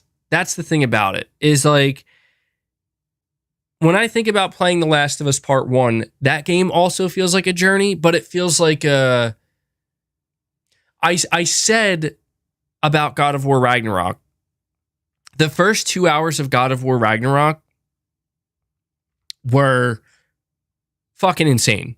Like, possibly some of the best 2 hours of gaming I've ever experienced. Like, I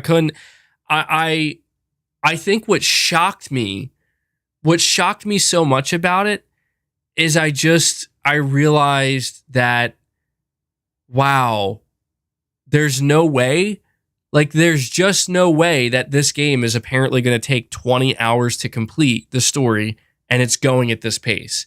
And then because I realized after that 2 hour mark, yes, now everything's slowing down.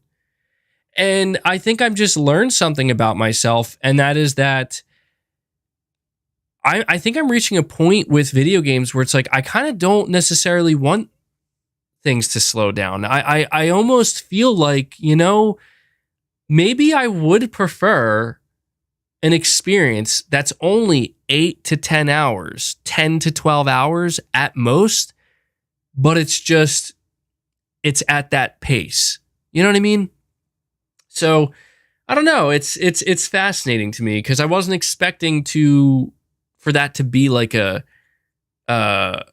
don't know if it's necessarily a negative, but it's something that I discovered when playing the game where I'm like, huh, I did notice there were parts where I was feeling a little bit overly eager, and I was wondering, why is that?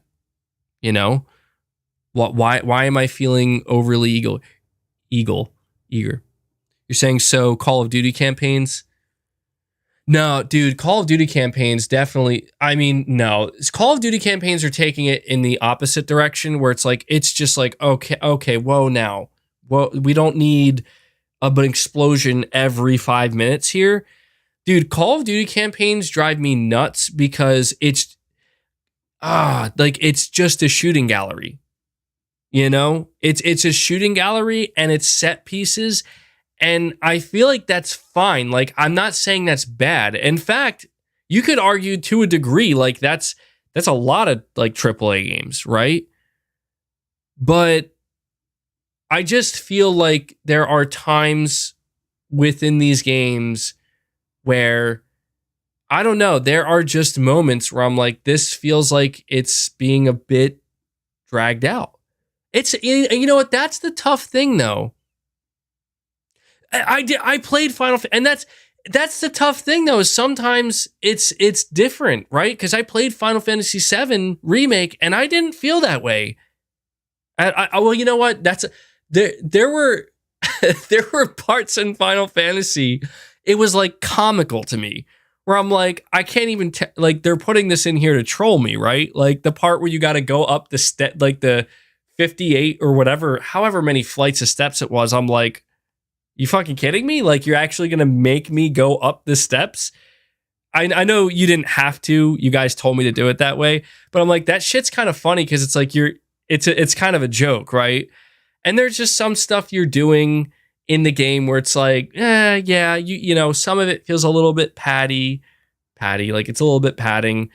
But I feel like this is where you see like AAA game development must be so hard, man, because it really is such a precise balance where how do you get to a point where it's like, okay, we want to put all this in here, but we don't want it to be too long, but we don't want it to be too short, And I think with God of War Ragnarok, one of the reasons why I know it was longer, like it felt a little bit longer to me than maybe other games, even though it took, I gotta see how many hours I put into it.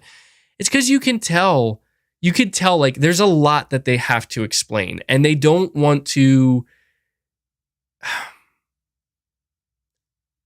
I noticed that it was really important for Santa Monica in the way that they approached the game, where they're like, we are building up to something and it's very important for us to make sure that we cover every single base.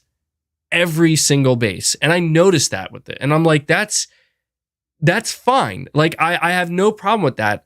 But I did notice that there were like not many, but some bases where I thought to myself, where it's like, I would have been okay if like you didn't really do this, or you didn't feel the need to maybe, have this much dialogue in this specific part, right? Like, or to slow it down this much at this part.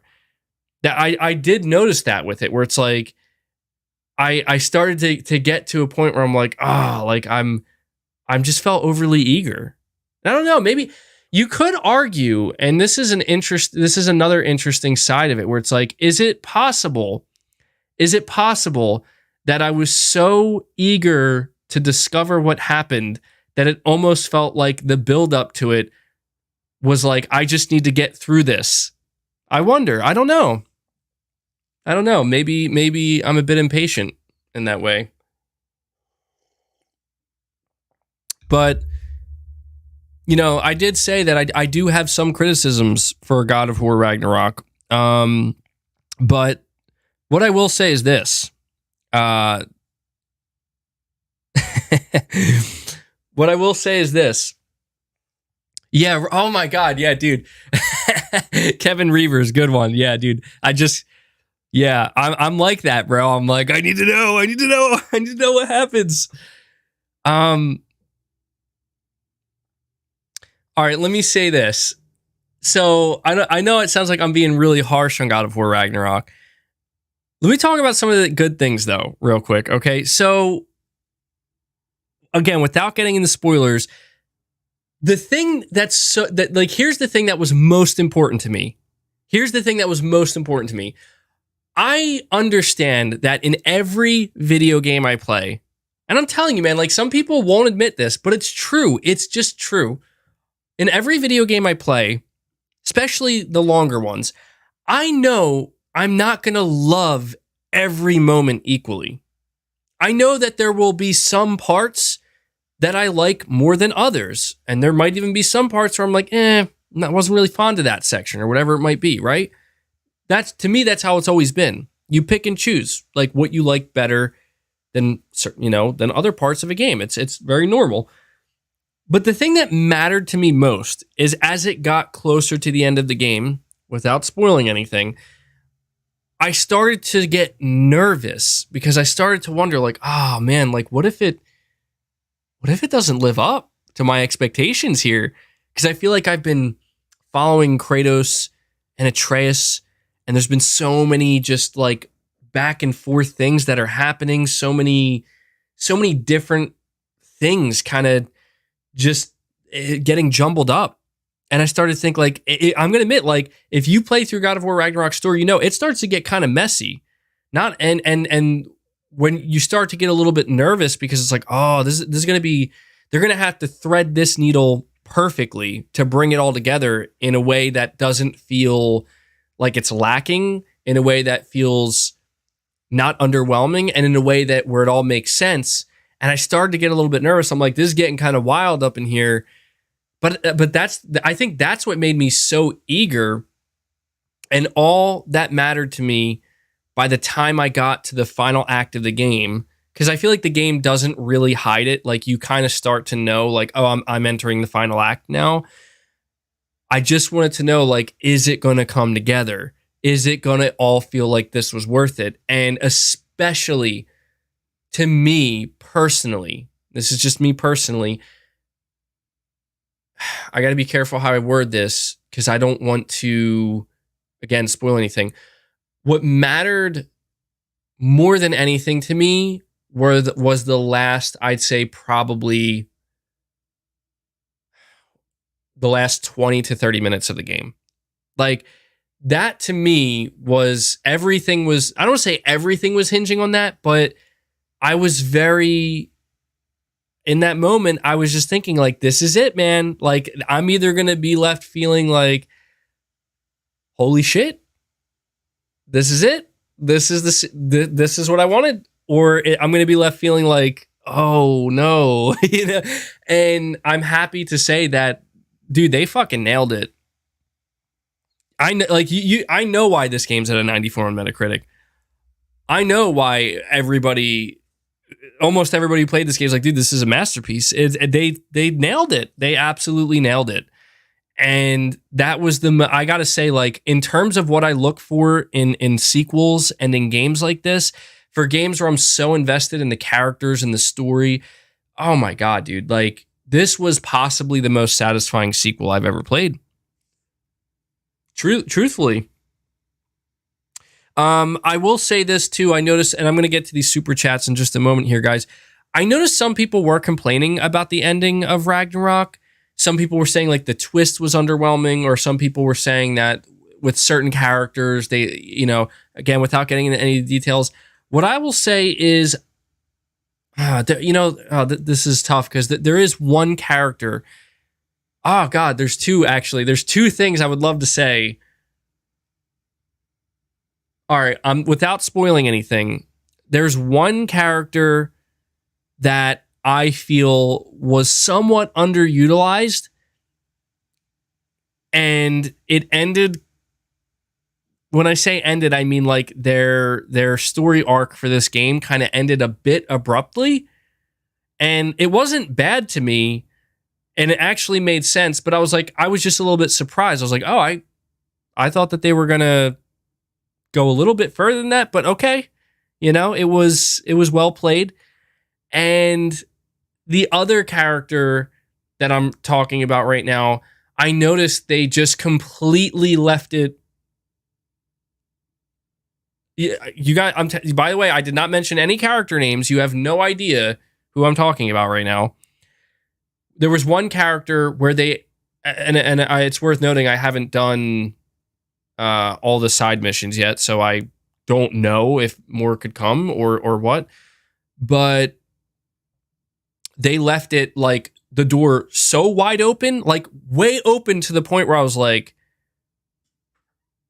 I really thought that they were going to say something there or do something. And that was interesting to me. That's not in a bad way. It was like, oh, okay. Like that was unexpected actually. Like that was an unexpected aspect to the game's end that I'll talk more about it when I do a spoiler discussion at some point, but I feel like I know exactly why they did it. Sorry if you see me doing something weird at my jaw, guys. My ears are kind of full for some reason, and gotta like pop them a little bit. So,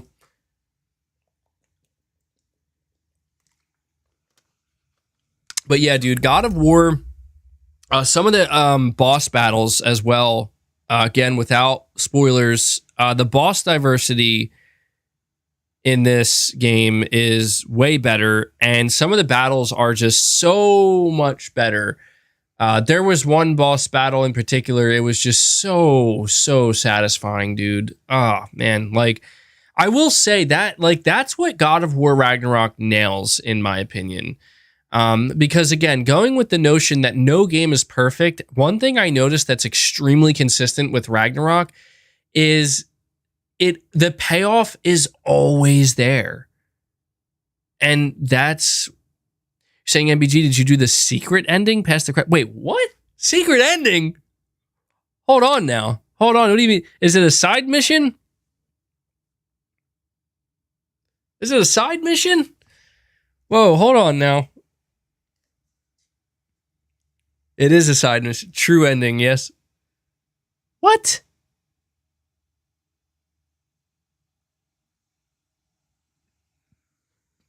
True? Are you? It can't be a true ending, bro. That I don't know, man. That ending was pretty. Well, then again, I get. Yeah, there are some things that are left open. Huh? Saying go to Svartalheim. Okay. Oh, okay. All right. Yeah, well, like I said, guys, I'm going to be pursuing the side missions now, so yeah, well, okay. Well, this should be interesting. And that's exciting. That's exciting to me because what I was just saying is that the thing I love most about Ragnarok is how everything feels like the payoff really is there. Every area, every boss battle, every plot thread, I mean, there are, I'm going to be honest, like there are things you do in this game during main missions that feel as though they could have been side missions, but they really, and truthfully, they probably could have made some of that stuff side missions, but they're like, we want to thread this into the main plot. And apparently they're saving some really important stuff. It almost makes me wonder, like, do you remember when David Jaffe said this was a while ago, that like quite a while ago when we reported on it. David Jaffe said that he was hearing internally they were aiming for 40 hours for the game. And he said he wasn't sure if that was for like the main story or side stuff.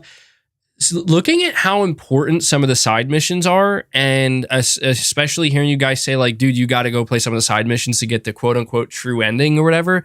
It almost makes me wonder if like, was Santa Monica Studio considering being like, we're just going to have a 40-hour story? Like that, like that's just what we're going to do. And then maybe at some point they were like, oh, okay, maybe that's not, we have to actually now like maybe relegate some of this stuff as side content, because there's just some side content that's so meaningful that's like, wow, like it's shocking to me.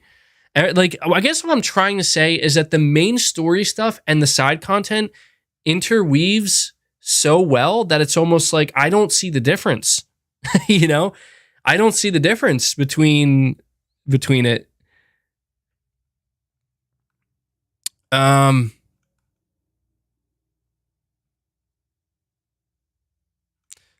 right, let me keep reading some of these super chats though, guys, because I don't want to. I'm falling pretty behind on them. Zinny Chelly, you're saying OPW NER is next level, but could use some guides. Yeah, the open world in Elden Ring is really good. And that's the thing is I felt like I couldn't enjoy it as much because I just felt I was always afraid of getting super lost. I don't know why. I was always afraid of like getting so lost that I was never going to be able to really figure out like, what am I supposed to be here? But again, maybe that's the beauty of it. Ex Cathedra, you're saying the NPC assist stuff is annoying, but the game needs to respect your time. Elden Ring quests are so vague that the world is so big, it hurts the game, in your opinion. Yeah, I could see that.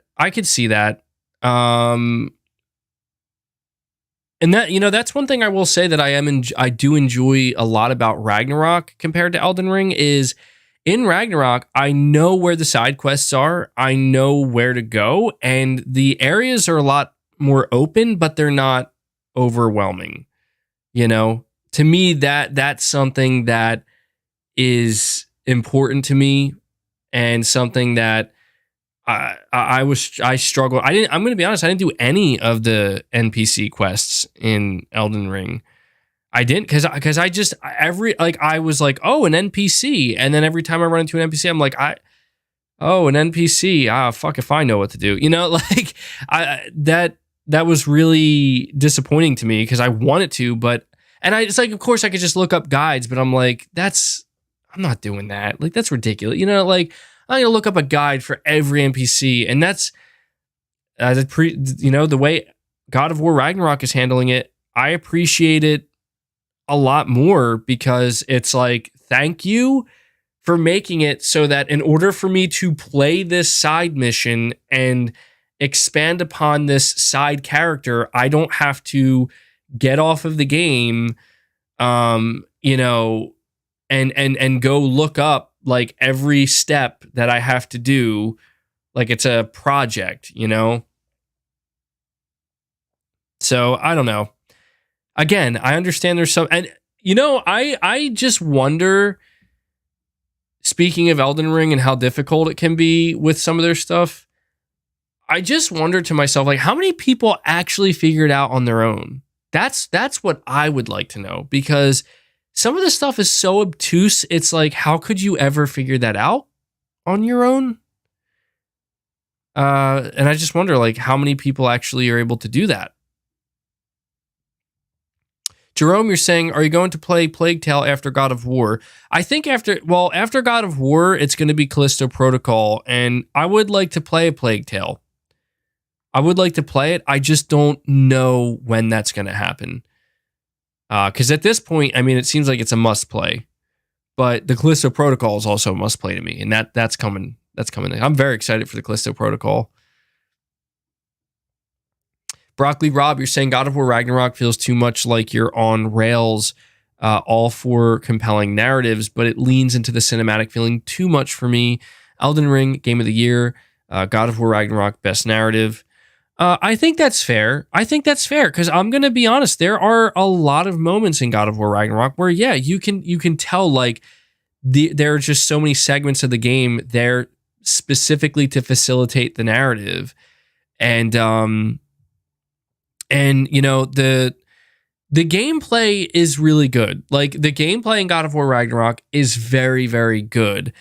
My only true gripe with the gameplay is what I said earlier, where I just kind of wish that with the upgrade trees, I wish they felt more impactful.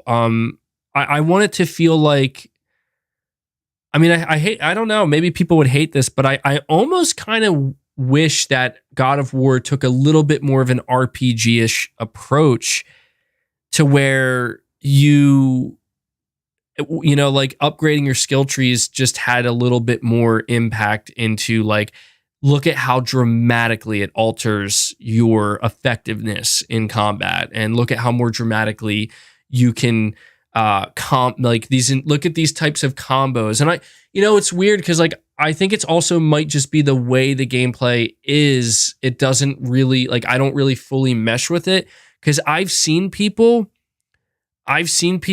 who make God of War Ragnarok's gameplay look like God level, like S tier level, where I'm like, how are you doing any of that? It looks insane. And I'm like playing the game and I'm like, I don't know. I know this combat can be more complex than the way I'm playing it, but I'm not fully grasping all that's needed, I guess, to fully be able to do that. But yeah, I've seen some gameplay clips of Ragnarok where people are just doing like some of the craziest stuff, man. It's really cool, actually. It makes me kind of jealous because I'm like, how the hell are you doing that? Like, I want to do that. How do you do that? This is why MVG doesn't stream. Yeah, dude, probably not, man. Dude, there are certainly moments in games with me where I'm like, oh God, like how, like why? It's just cringe, you know? But I feel like we all have those moments sometimes.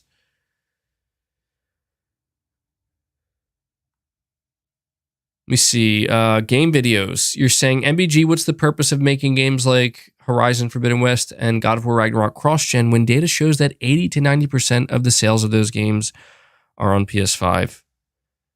Do you know why? Truthfully, I think it's, at this point, I think it's obvious. I think it's simply because they can run on PS4. They were built on PS4. They can run on it. I think that, because like that's what I thought too. I'm like, most people, like you said, 80 to 90% of people are buying these games on the PS5. Why would Sony feel the need to release them on PS4? I think it's simply because, well, there's no, like, it can run on the PS4 no problem. So we should just probably release it on PS4. That's what I think. And that's why I think we're going to see a lot less of that going forward, because I think almost all the games, not all of them, but a lot of the games that we're going to see from Sony Studios are only being built on the PS5 right now and PC. And I think the PS4 is not being considered. And when you know, I think this is a good thing, because that data, 80 to 90%, if I'm assuming that's true, I've seen that number a couple times, you know, that should tell Sony, like, just stop making games for PS4 now. You really don't have to. Like, people are moving on. So that's what I think. Space D, you're saying Xbox dominated 2021, Sony dominated 2022, Xbox is set to dominate 2023, and so on. Completely normal. Maybe. I don't know, man. I Xbox dominating 2023. I think you're assuming too much when it comes to Sony, because to say that Microsoft is going to dominate 2023 is to assume that they won't have competition. But I think Sony's going to give them some fierce competition next year. That's what I think is exciting, though. Like, you're right. I don't know that Sony got enough credit in 2021. I'm not taking anything away from Microsoft, but it's like Returnal wasn't. I remember I made a whole video where I was shocked that Returnal wasn't nominated for Game of the Year 2021. I'm like, this is easily one of these standout games that released this year, and I was shocked that it wasn't on there. And believe it or not, a lot of people were saying they think it was because it was too hard. And I'm like, that's total bullshit, because here we are in 2022 with Elden Ring. Like, clearly it's not too hard. It's not difficulty. It was niche. I guess, maybe. Returnal was awesome, though. But Ratchet and Clank was really good. I think Sony had a pretty solid year in 2021. I think Sony had a much stronger year this year, though. You only defend Returnal because Sony made it? Nah, dude. Definitely not. Returnal is an awesome game. It's just like straight up a really good game. Guys, I don't know if you know this or not. I'll never just defend a game because Sony made it. Like, I don't know why people think that. Like, I will never just defend it. Like, Sony made it, so it's good. Like, no. The only thing as far as I've ever went, is I've always said, if I hear a game is made by Sony, I'm likely to give it more of a chance. Like, it makes my ears don't actually perk up, but like, you know, I'm sure there's a saying here that I'm not thinking of, but it makes me just kind of pay a little bit closer attention. Like, oh, Sony's involved? Okay. I mean, you know, the Sony stamp of approval, and it's not always there, man. It's not always there. So I'll never just say a game is good because Sony made it. What I will say is I will likely try this game out because Sony made it, and we'll see if it's good or not. Because even now, like, you hear me, like I'm here basically making some criticisms towards God of War Ragnarok that I feel are, for me, genuine criticisms that I had with the game while playing it, while also praising it, because I love Sony's single player narrative driven experiences, and I want more of them. I want as many as I can get, but it doesn't mean that I'm going to turn a blind eye. The reason why I give criticism and I want to give criticism towards Sony's games is because I would like to see them improve in any way they can. From my perspective, why would I not want that? Like, the last thing I want to do is sweep something under the rug, where if it's like, oh, well, I didn't really enjoy this part that much, but I'll just pretend I did. And that's like, no, that's not how I'm going to get better games. You know, like that's not fair. Like, how are developers supposed to make changes if people are lying to them, you know? So you'll never have to worry about me not being critical towards a Sony game.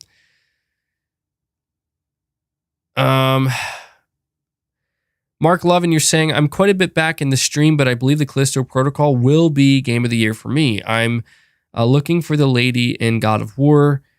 Am I halfway? I think you're about there, maybe a little bit further.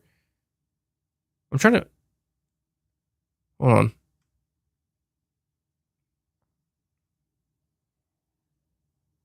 You're saying they need experienced consultants for that, but for doing that in an industry that doesn't have much oversight is pretty great. Well, dude, you say Callisto Protocol is going to be your Game of the Year. I mean, yeah, the year's not over, man. I'm super excited for the Callisto Protocol. I could easily see that being one of the best games I play all year as well. For sure. You know what game was pretty good, guys? You know, I know people are going to think I'm crazy for this. I don't care if you think I'm crazy. I played it, man, and I thought it was good. And I think Xbox players are in for a little treat next year. Do you know what game was actually pretty good? Ghostwire Tokyo. That was a game I put a pretty good chunk of time into this year, and I will admit, like, it became way too much of a collectathon, and that turned me off with it. Callisto Protocol, or not, it was Callisto, Ghostwire Tokyo. I dreaded the platinum, I will admit, but I ended up getting it because I felt like I already started getting the collectibles, so I should just finish it. But I actually enjoyed the story. It was a decent story, and it was just one of those games where I feel like I had pretty low expectations for, and it actually was like better than I expected, and I was like pleasantly surprised. Where I'm like, this is better than I thought it would. So I enjoyed that. I enjoyed that game. Technically, I guess a Microsoft game now.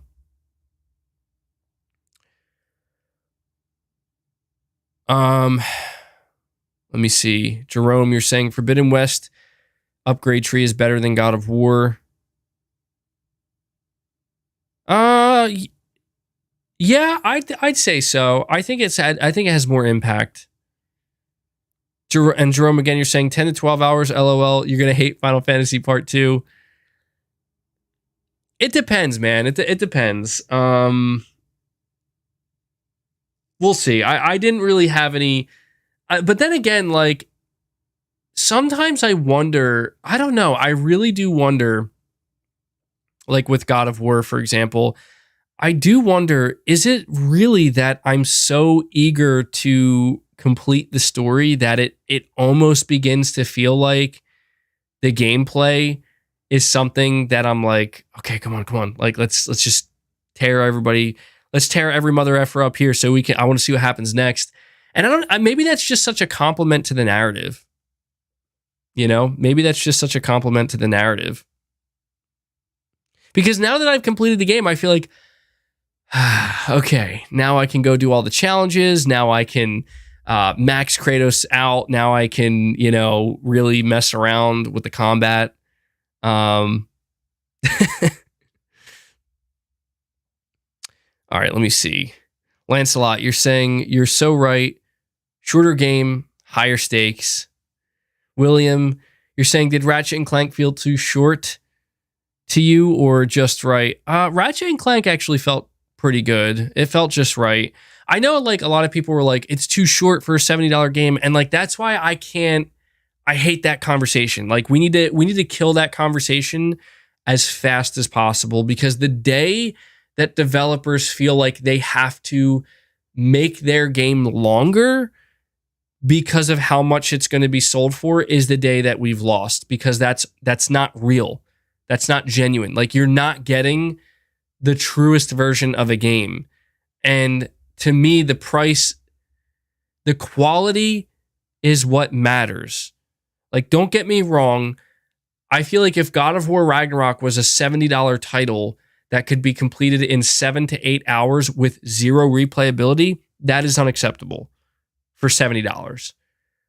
But what I mean is that, like, if they're like, okay, our story is going to be 15 to 20 hours long, depending on how you play it, and we're going to have some side content, and the side content's going to be pretty meaningful, and we're going to have some challenges you can do, and basically, like, there's going to be replay value.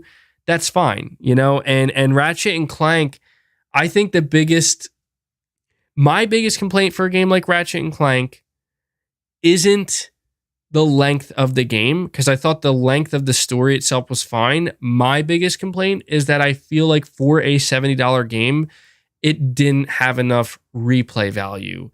And I think that's really important for any game that's going to be charging a premium price. I think that developers should go the extra mile to be like, okay, if they spend 10 to 12 hours, 10 to 15 hours on the story and then they're done, we should try to add some things here.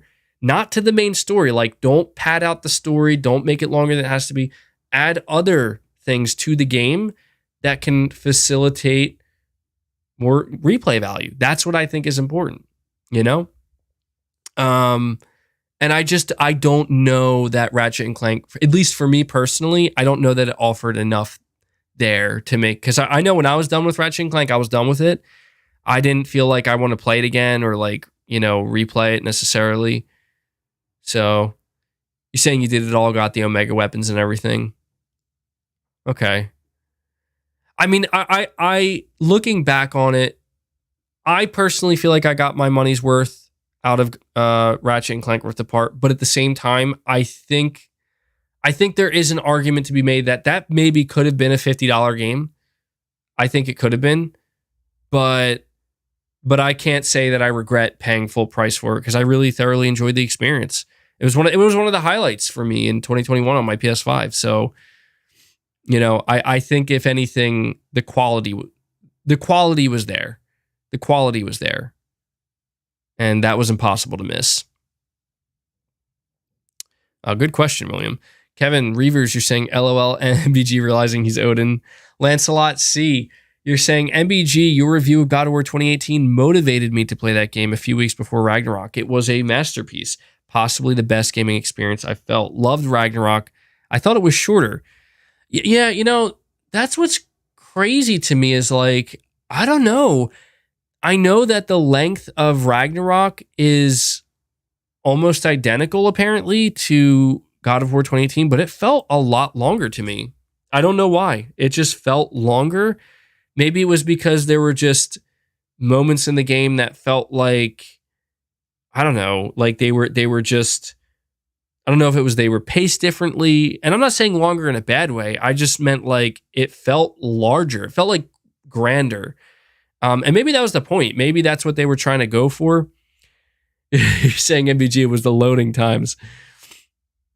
Yeah, I don't know. Right, I'll have to compare my playtime. I actually didn't check to see how many hours I have in Ragnarok right now. I will say though, it feels like a lot. It's probably going to be less than I think though. Like to me, it feels like I put like 35 hours in the Ragnarok, but when I look at it, it's probably like you put like 20 or like 24 or something like that. But yeah, now, you know, I felt kind of bad because the way I was planning on playing Ragnarok is I was like, I don't think you can play a game a wrong way, but every time you were done a main mission in a realm, they, you know, Mimir would tell you, he'd be like, you know, oh, or like they would present a side mission for you and they'd be like, oh, well, we still have plenty of time if you want to go do that. And I just kind of felt like, nah, like I can't, like, what? I can't do that right now. I felt bad because I felt like the developers were kind of encouraging you, like, break up the main story by doing some of these side missions. And I did like 1 or 2 side missions, but after that, I was like, nah, I got to keep going, man. Like, I really want to know, like, what's going to happen next. I feel like I couldn't enjoy the side quests the way I would want to, knowing in the back of my mind, I'm just eager to get to the main story and see how this concludes. And I don't know if maybe if I would have decided to do that instead, if it would have really altered my opinion on some of the main story parts or not, but yeah, now I feel like, I don't know, I feel like I played the game the right way because I got the main story. I'm satisfied. I don't have to worry about spoilers or anything. And I think that, I don't know, I've reached like this calming point in my playthrough of Ragnarok where I'm like, oh, wow, you know, like, okay, now I'm going to just explore the realms and clean everything up and see what's there. And I like that. Like, I feel like to me that it feels right to me. That feels like the right way for me to play it.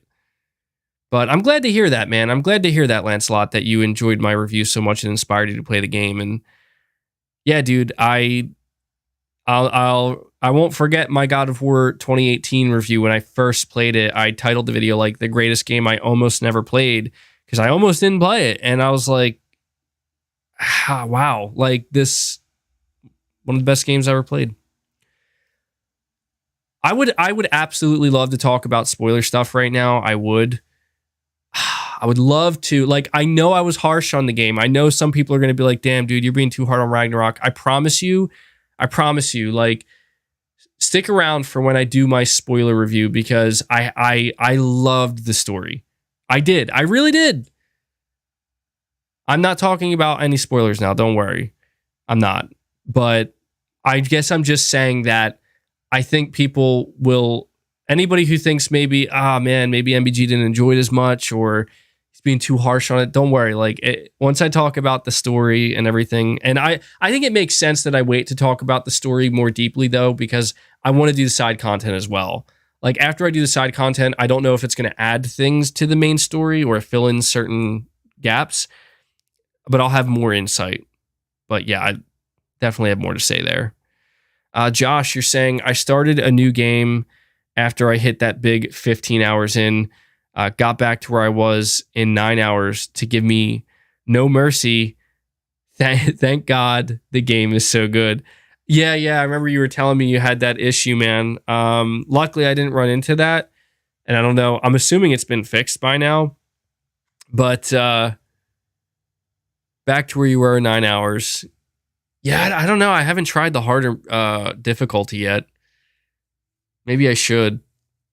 Maybe I might experiment with it just to see if, like, just how difficult it actually is.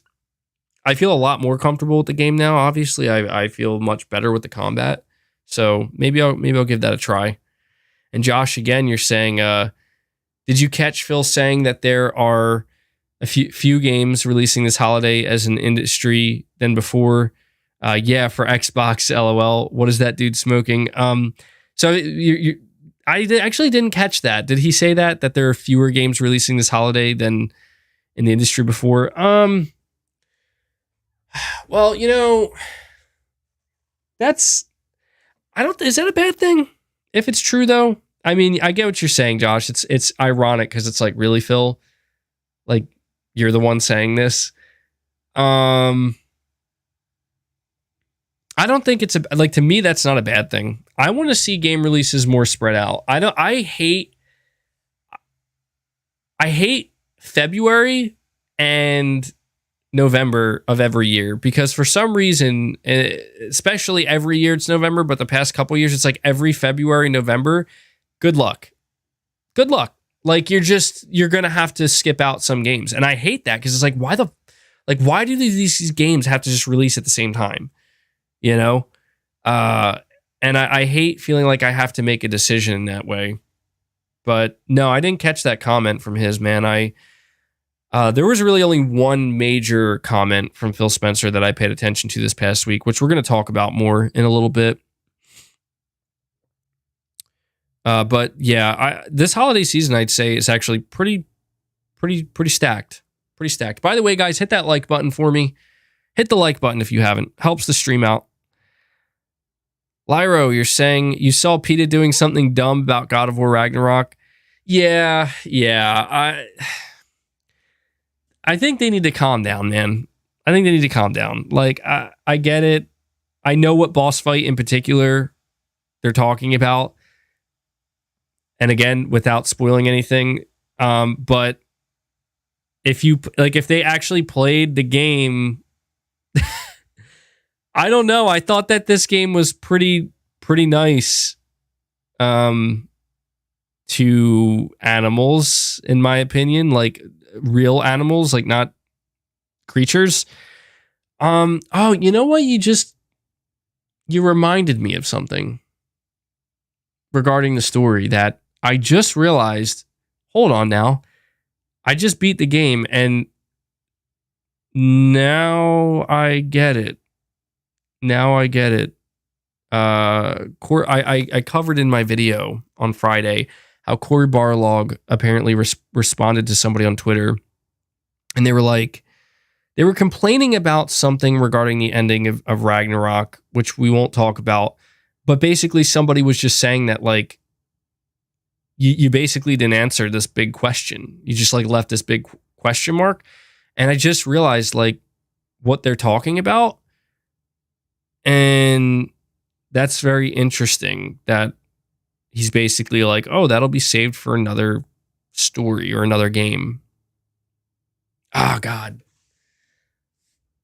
I want to like, all right, I'm going to ask the chat this question before I say anything, because I do not want to spoil anything. I made sure that this would be a spoiler-free podcast. If I were to give my thoughts on what might come next, would you guys consider that too much spoiler territory? I feel like the answer is yes.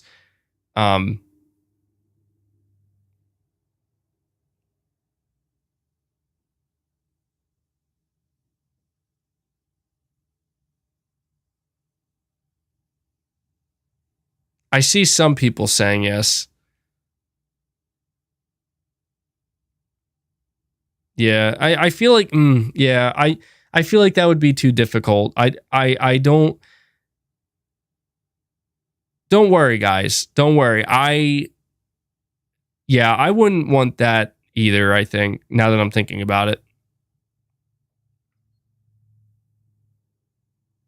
Yeah, I'll save it for the spoiler cast. Don't worry. I almost wonder if I screwed up today by saying I wouldn't do spoilers. It's okay though. Like I said, you know what?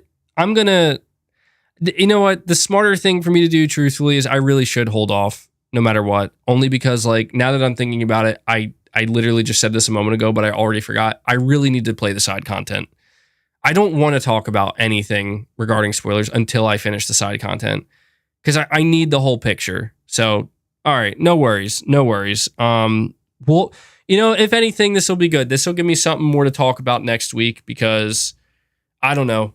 I don't know if this next week is going to have a lot of stuff to talk about. So don't worry, no spoilers. But I do want to encourage everybody who is interested in hearing me talk about the spoiler cast to tune in next Sunday. And I'm hoping that everybody who's here right now, or most people, hopefully you guys will complete the game and be able to tune in so we can talk about it together. Paul, now you're a member for 9 months. You're saying, I've gone past 40 hours, still doing side quests and still enjoying it. That's awesome, dude. Yeah, that's probably where I'm going to be next.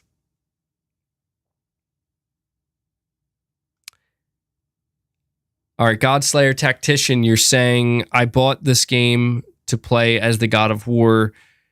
I'm not going to read that next part. Not going to read that next part. And that's why you prefer 2018 over Ragnarok. Well, so Godslayer Tactician, I totally hear you, man. And all I will say in response, well, first of all, thank you for the super chat. And I apologize, man. Like, I'm not trying to screw your super chat over. It's just that I just made a promise here. So all I'm going to say to that is please tune in next week because I certainly have thoughts on that. So I will divulge them next week. Godslayer Tactician. So thank you for that, man. Kevin Reavers, you're saying crazy. We're doing this again with Spider-Man 2 next year. Yeah, dude. Sony they're on a roll, bro. Sony's on a roll. I mean, yeah, they can't stop. I love it. I'd like my name to be Adrian Andre because it is. Thank you for the 5. You're saying, I just honestly think you'd appreciate it if you slowed down. Be patient and temper your expectations on release. MBG, love your content. Thank you. You could be right about that. I got to admit something too, and this is important. You know, when The Last of Us 2 spoilers came out, I was really upset, obviously, but the thing about that was it was a situation where it was unavoidable. Like, maybe some people were able to avoid it, but it was so intense that I actually thought at that time I didn't feel so bad because I was like, dude, the floodgates are open. Like, the floodgates are open and everybody is talking about this and it's unavoidable. At least that's what it felt like to me. God of War Ragnarok felt different because I really didn't want anything spoiled at all. Like, I didn't want anything spoiled. And between people posting straight up spoilers and thumbnails on YouTube, between people being assholes on Twitter or even in my own stream, it was ruining it for me, you know? And I have said before that, like, I don't care too much about spoilers because I can still enjoy whatever it is if I know. And that was true with God of War Ragnarok, where there were some major things spoiled for me. And I still enjoyed it just as thoroughly because I didn't know the context surrounding it. I didn't know everything. But there was one thing that I learned about before I played the game that I actually really wish I didn't, that somebody spoiled for me, because it really, I think, yeah, it really kind of, I think, hindered a part of the game for me as I was playing it, because I knew. And I'm just like, this fucking sucks, dude. Like, I think this is like the first time where I've actually really felt the effects of like, wow, so this is what spoilers can do to your experience. And I'm not saying it like made the game less enjoyable for me necessarily. And I'll talk more about this next week. But what I will say is that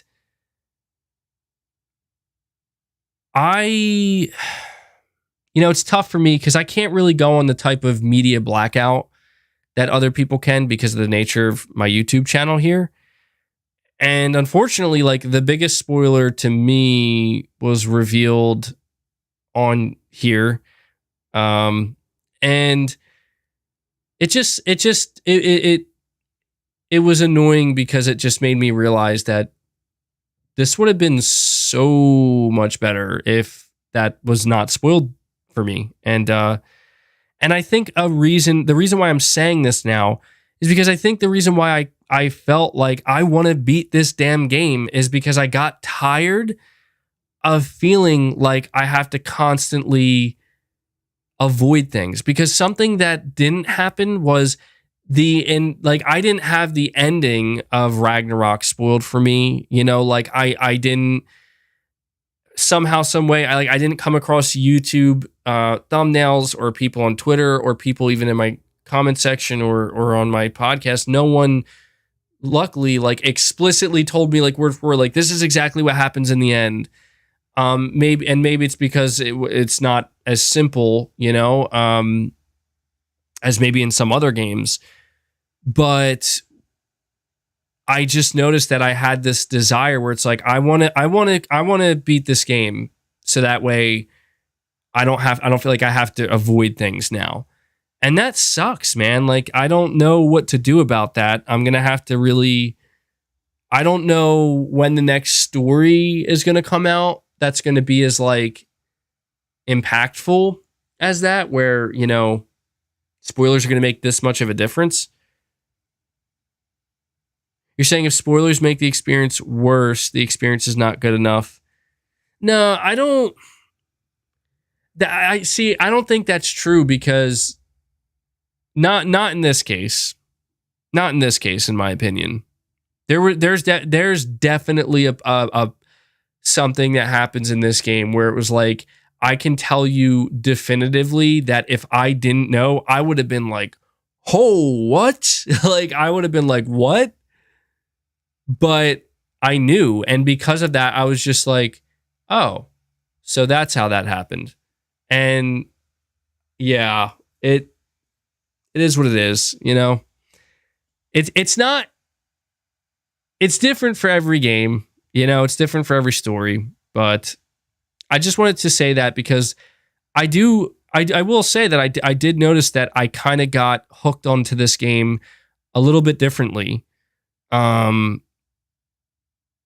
It's like, I remember playing other games in the past where people didn't spoil stuff because there really wasn't too much to spoil. And I enjoyed those games at a much slower rate. And there was like no, there was no fear of I'm going to run into something.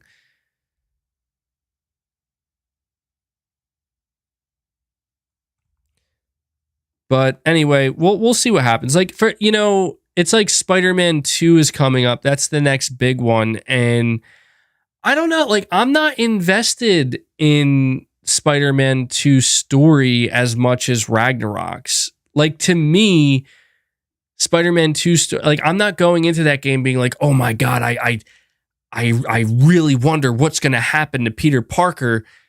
I just don't feel that same way about Peter Parker in the Spider-Man game that I do towards, like, say, Kratos and Atreus. But I do expect that there will likely be some type of twist of some kind, certainly in Spider-Man 2, but I don't know. We'll see. We'll see what happens. Big Nabs, you're saying, will he be buying a blue tick on Twitter? LOL. No. Oh my God. Yeah. Have you guys been seeing what's been going on at Twitter? Like, Jesus, what a circus, man. What a circus. I love how like everybody was like, Twitter's gonna die, Twitter's ending. And I started to get really annoyed going on Twitter at all. I mean, I always get annoyed going on Twitter, but I really stopped going on Twitter because it's like, dude, all anybody's talking about is Twitter and Elon Musk. And it's like, this app has literally turned into the Elon Musk app. It's turned into the Elon Musk app because that's all anyone talks about. Like, shut the like, just stop. He bought it. It's his. He's going to do what he wants with it. Move on. You know, like, do you think crying about it is going to make Elon Musk suddenly turn around and be like, you know what? You're right. I should listen to you. Like, no. Elon Musk fired 75% of the staff and the site still works the same. Yeah, dude, I saw he brought Trump back on Twitter. I saw he put out a poll. I'm like, I gotta get out of here, bro. Just because the chaos that's about to ensue. I just don't know that I can deal with this. And I will say, like, the thing I hate about, I understand that so much about social media is about discoverability. In fact, I have to thank discoverability for the fact that so many of you have discovered my channel. But I get to a point. Do you guys ever feel like this where it's like, I'm just tired of seeing stuff? I'm so exhausted. I'm tired of seeing stuff. Because I get like that frequently. I just get to a point where it's like, I'm tired of seeing people's opinions. I'm tired of hearing people's opinions. I'm tired of seeing, and I know it's ironic because hopefully you guys don't get tired of me, of course, but I just saying, like, sometimes it's just like, I see too much. I hear too much. It's overstimulating. It's overwhelming. And most of it's completely unnecessary. It's just, it gets like that, man. And I don't know. I'm not interested in most of it. That's what it is. I know, like, there's all this shit always going on in the world and on these apps. And it's just like, I'm just trying to live my life, man. I just want to live a simple life, as simple as I can. You know, like, I don't need to be on and connected and plugged in at all times. I just want to live my life. And social media these days, it just feels like it's trying to do everything in its power to make sure that I'm not paying attention to my actual life, but I'm paying attention to literally everything else outside of my own life. And I'm just, I'm getting tired of it, you know? And I put a lot of energy and a lot of time and effort into my YouTube channel here. And even when I'm doing YouTube here, I've noticed over the years that it's like, I have to put on some blinders to a degree because there's so much noise everywhere you look that it's like, I just want to create the content that I want to create, that I enjoy, and that I hope other people will enjoy as well. Because I feel like the way people are going to enjoy my content is if I'm also enjoying it. You know, it's like, why would anybody want to watch a content creator that doesn't enjoy making the content, you know, and they're just doing it for, you know, other reasons? That's not what I want to do. And it's just, you know, it's interesting because, yeah, I just see all this crap all the time. It's like, it's hard, you know, when you're used to it, when you get used to it, it's hard to disconnect. I think anybody who's, you know, really on social media or has been on the internet for a lot, I think you kind of understand that, where it can be hard to disconnect because you get so used to it. It's like anything else.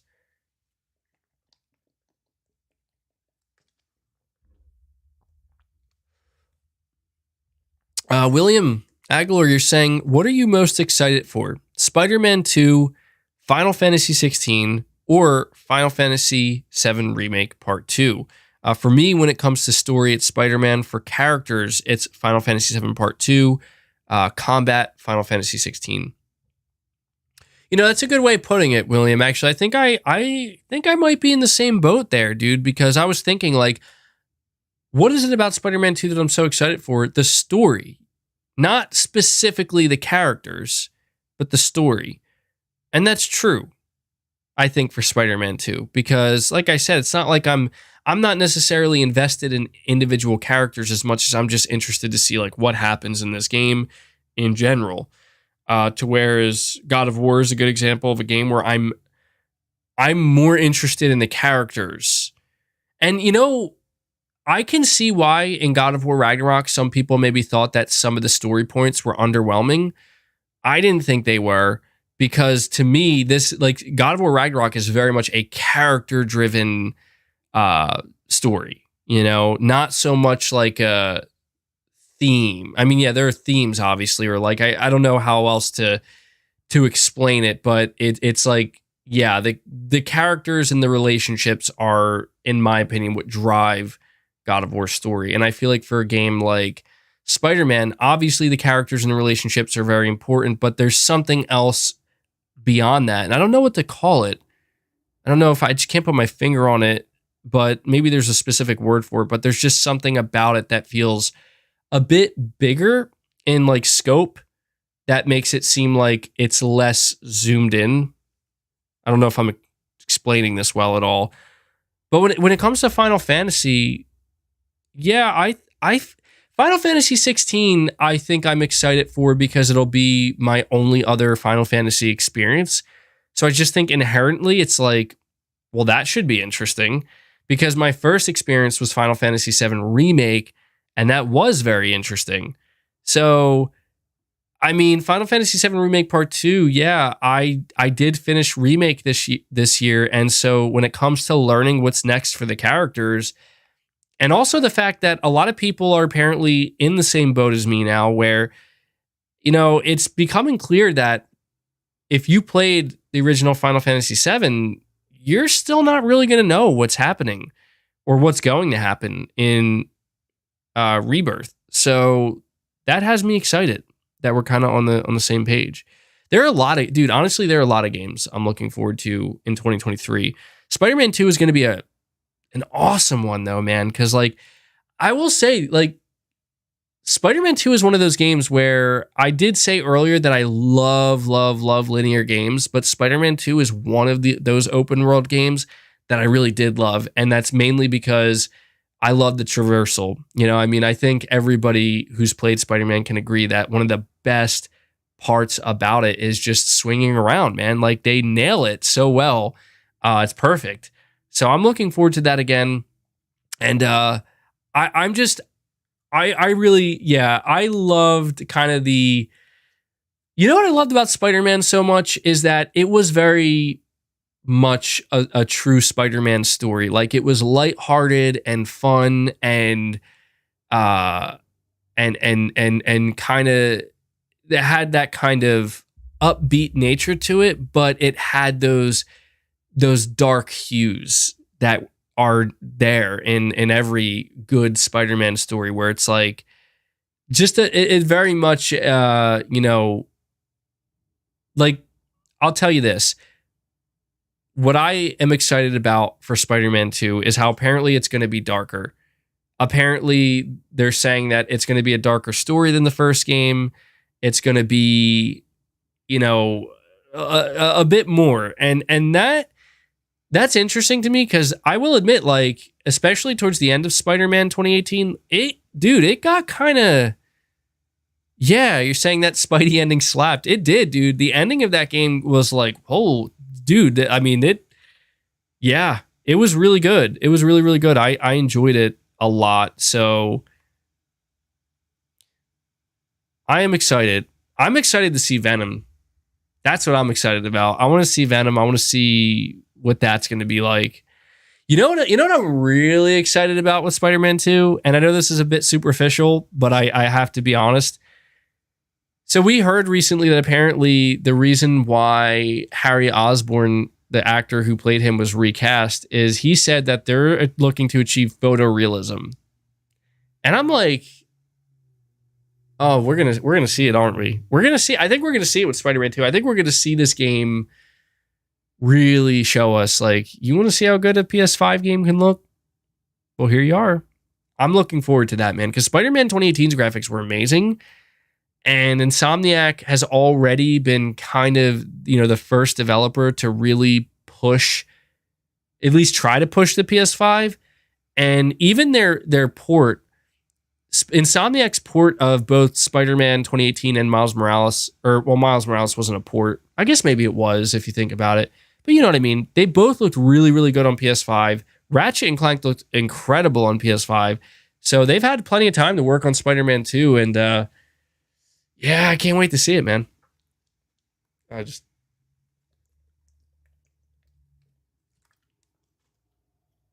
Can't wait to see it.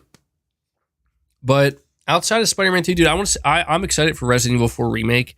That is absolutely at the top of my list for 2023. I want to see Last of Us multiplayer. Sir Speaks a Lot. You're saying just finished Stray, getting the platinum in one speed run. The ending really tugs my heartstrings. I really wished it had worked out for him. Huh. I haven't played Stray yet. I'm gonna have to. I can't believe it's nominated for Game of the Year. I'm gonna have to play it, dude. I meant to pick it up and play it, but I ended up just lapsing on it. So at some point, I'll have to get around to it.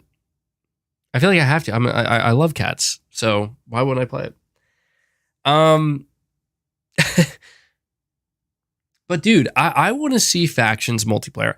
I know people are gonna think I'm crazy when I say, I say that so often. Maybe at this point, no one should think I'm crazy, but I know that this is not the most popular opinion, and certainly not the opinion that's shared by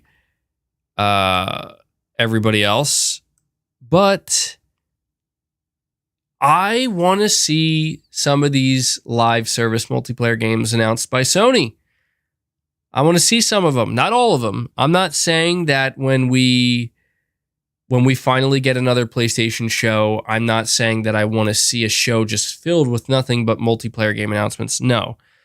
I'm just saying I'm eager to learn about what they're doing and what we can expect. And I think it's obvious that one of the first ones we're going to see is The Last of Us. And I'm so, dude, don't let me down, Naughty Dog. Please don't let me down. I have such high hopes for The Last of Us multiplayer.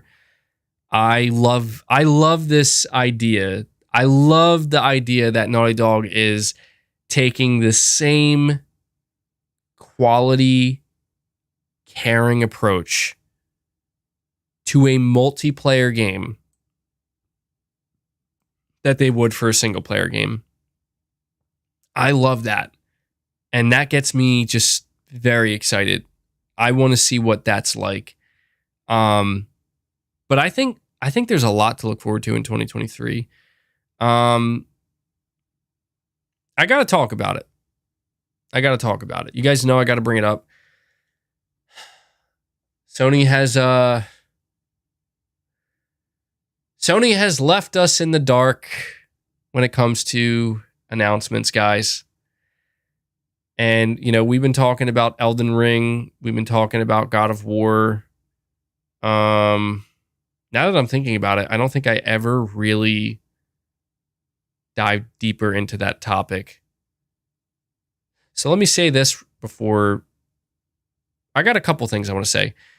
Elden Ring versus God of War. Who do you think deserves it? Who's going to take Game of the Year? Is it going to be Elden Ring? Is it going to be God of War? I mean, what I think is interesting is when people talk about this, everybody is, I think, quick to point out the shortcomings of each game. People say like Elden Ring is overrated. People say God of War is overrated. People say God of War is too handholdy. People say Elden Ring is too samey as Dark Souls. It's nothing really new. And And I think, like, you know, it's tough, dude. I mean, I know maybe the expectation is for me to just immediately say, "Oh, God of War is going to win." But I don't know, dude. I don't know. It's the thing that makes me believe God of War has a very, very good chance of winning is the fact that I can't get over that God of War 2018 beat Red Dead. And it's that fact alone that makes me think, dude, if God of War can beat Red Dead 2, it can beat anything. That's the crazy realization. And that's why, like, I see some people who are like, dude, it's Elden Ring. Like, God of War doesn't have its shot. Like, what are you talking about? God of War absolutely has a great shot. Like, dude, God of War is more nominated than Elden Ring. And you know what else is interesting? Before I move further, did you guys see how there's like there was a big argument going on online, or maybe it was just on Twitter, because, you know, there's always just arguments happening there, but it really kind of turned into a big thing where people were arguing about whether or not there's actually a story in Elden Ring. And I found this topic to be interesting. And I found, you know, let's be honest, guys. From Software and Elden Ring fans will fiercely defend that game. Just like a lot of PlayStation fans will fiercely defend their games that they champion. And I respect that. They're ride or die, you know? They will not back down. And I do respect that. But I'll give my opinion on this, because I played both Elden Ring and God of War Ragnarok this year. And I feel like now I can give a more complete answer to this because I beat both. Elden Ring does have a story. However, in order to get anything out of that story, and in order to understand anything about that story, it requires work and extra effort on the player's part. The game does not explain it to you. The game does not lay it out so you can really just follow along and understand what's happening. Elden Ring does not do that. Now, God of War obviously is the polar opposite of that. If you play God of War Ragnarok from start to finish, you get an entire story from start to finish, beginning, middle, and end, and then some. And I think where the argument is it's like, well, if a video game story requires you to work for it and to dig for it and to look into it, then does it really count as a story? And I think, yes, it does. But guys, tell me in the chat. If you can't figure it out, I'll look it up. Did this conversation start because Elden Ring wasn't nominated for Best Narrative for the Game Awards? Is that why this conversation started in the first place? I don't know. I didn't look to see. I missed the nominations for Best Narrative.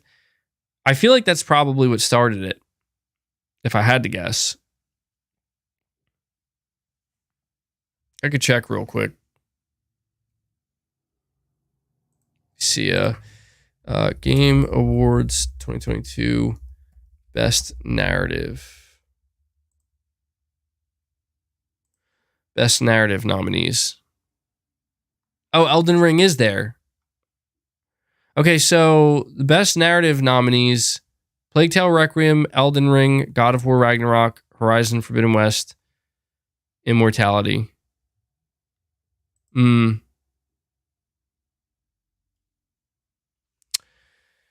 know, I gotta be honest with you guys right now. I I say this as somebody, please understand, I say this as somebody who has enjoyed thoroughly the Dark Souls games. And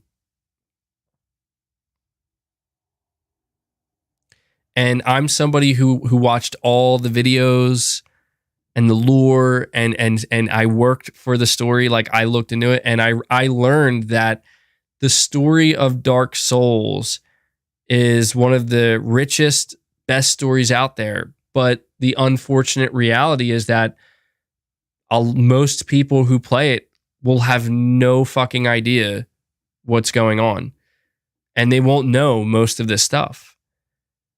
And I don't know. I don't know if I can agree with Elden Ring being nominated for best narrative, only because you're going to tell me there isn't another game that puts more emphasis on the story that maybe is not more deserving? Because that's the thing, is it's like I don't think anybody. I think it's fair to say that Elden Ring has a story, because it does. It does have a story, but I think it's also fair to say, but it probably shouldn't be up for best narrative, because it's. I mean, if you were to ask most people what Elden Ring is about, they're probably like, I don't know, the Elden Ring, you know? I mean, if you follow, like, if you play the game, you get like a general understanding, but I don't know. I don't know if, I don't know if I agree with that. I don't know if I agree with Elden Ring being nominated for best narrative, because it's like, I beat the game, and even I'm like, I don't really fully know. I mean, I'm going to be honest. I beat Elden Ring. I couldn't tell you jack shit about it right now. Like, if you were to ask me, like, what was Elden Ring about? I'd be like, it was about killing a bunch of bosses. I was tarnished, and I gotta stop something. I just don't know. I don't know. I don't even know how to say it. You know, I had to really think hard about, wait, what? So what was I doing again? But that's the thing, is like, you know what I do know about Elden Ring? You know what I do know about Elden Ring, though? Is that if you really were to look into it, and you like Vadi Vidya, his whole channel is based on explaining to you the story of Elden Ring. When you like actually discover what the story is in these games, though, you're like, wow, that's a really great story. Like, there's a lot of shit there. And it's true, like, it's there, but it's under the surface. And that's why I'm just wondering, like, I don't know, like, how does that work? You need YouTube, you need wikis, you need, I don't know. Can you really say that's best narrative? I will say, man, Elden Ring and God of War Ragnarok, I think, both represent something very special about the gaming industry. You know, I do. Like, I think it's really cool to see both of these games nominated for Game of the Year, and know that these two games are going at it together, because you know what they both show? They both show just like truly how different the video game medium is. You know, like they show you how, look, we have a video game here that's really difficult, very obtuse in a lot of ways, but so deep, so diverse, so fascinating, so interesting, and so, you know, it has such a deep story and deep lore, but you gotta work for it. So big, so open. And then we have another one where this game is it is a tightly crafted story with just super, super, super polished cinematics and animations and combat and enemies. And they're just so different in such massive ways, but yet they're both top tier. And I feel like that's kind of what's different about video games compared to music, compared to movies and literature. It's just, I feel like video games really are able to do something truly unique to the medium itself. And I think that's cool, man. And I think that maybe that's the best way to end this conversation on the God of War Ragnarok versus Elden Ring, discussion, because I won't be upset if Elden Ring beats out God of War Ragnarok, because I believe it or not, I do think Elden Ring is absolutely deserving of Game of the Year. I think every game on there, I'm assuming every game on there is deserving of it, but I wouldn't be surprised if God of War Ragnarok does win either, because God of War Ragnarok, the one thing it has, I will say, the one thing that God of War Ragnarok, in my opinion, has over Elden Ring is that it does have the accessibility that Elden Ring lacks. And if you're talking about something that is going to get, is basically going to be awarded, like, this is the best thing to release this year, I do feel as though accessibility is kind of a part of that. It kind of has to be, to a degree. You know what I mean? Like, like Red Dead Redemption 2, I feel like Elden Ring is kind of in the same position that Red Dead Redemption 2 is in now, like what we saw in 2018 with Red Dead 2, except the difference between Elden Ring and Red Dead Redemption 2 is that Red Dead 2, it's not inaccessible, like it's not, I mean, it's more of a sim than anything. And it's not like the smoothest game in terms of, like, there's very much, there's very much a weight to it, but I don't know, man. I think Elden Ring is interesting. I will give From Software a lot of credit, where I said this before and I'll say it again. I knew Elden Ring was going to be a big game. And I knew Elden Ring was going to be something that people really talked about, but I did not expect it to be, I did not expect it to make this big of an explosion and this big of a shockwave. And I don't know that God of War, let's just be honest, it's not having the same impact. Like, you're not seeing God of War talked about as much. It's not as, I don't know. It's not completely taking over the way that Elden Ring has, but I don't think that's, and it's true, it's not multi-platform either. That's true.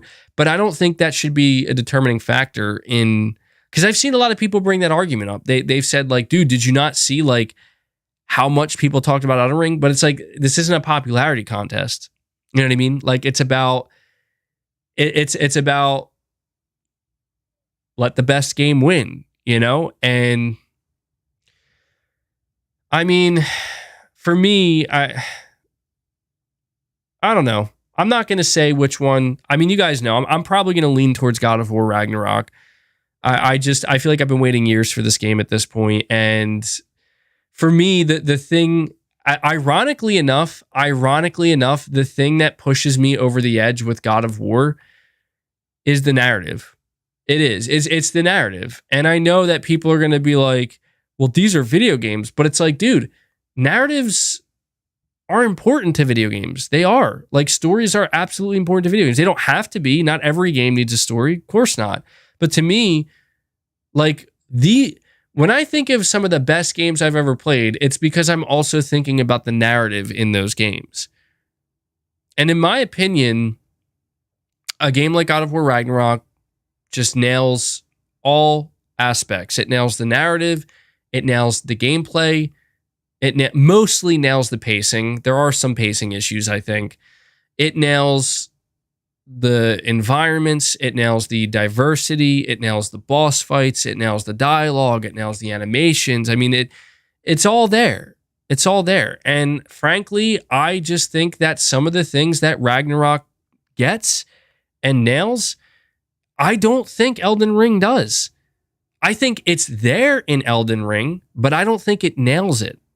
And that is why I feel like I would have to give it to Ragnarok, because some of the things that Ragnarok gave me, I wish were there in Elden Ring. And I know that some people are going to be like, so you just want Elden Ring to be like a Sony AAA? No. I said some things. Some things. Not all things. But I would be lying if I said that truthfully, a big part of me looks back on Elden Ring in frustration. And I hate that.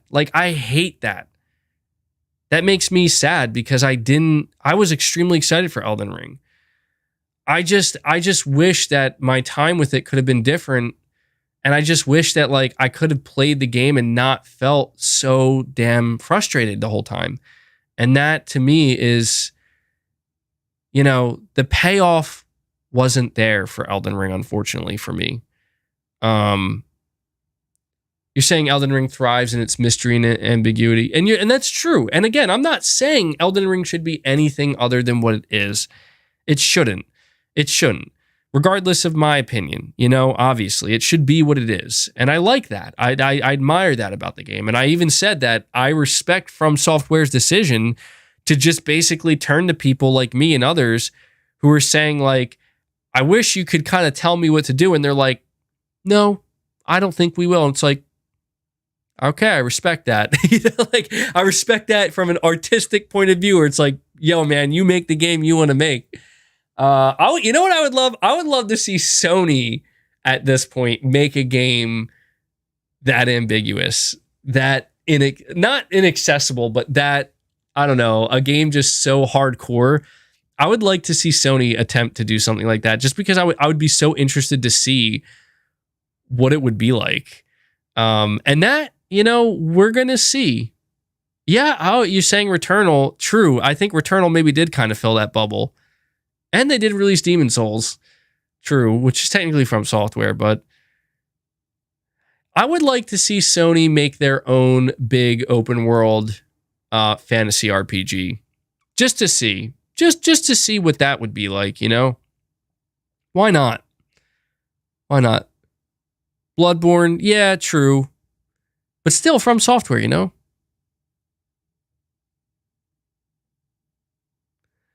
Anyway, all right, I got to move on to the next topic. I spent way too much time talking about this. All right, so what do you guys think? Please tell me, what do you guys think?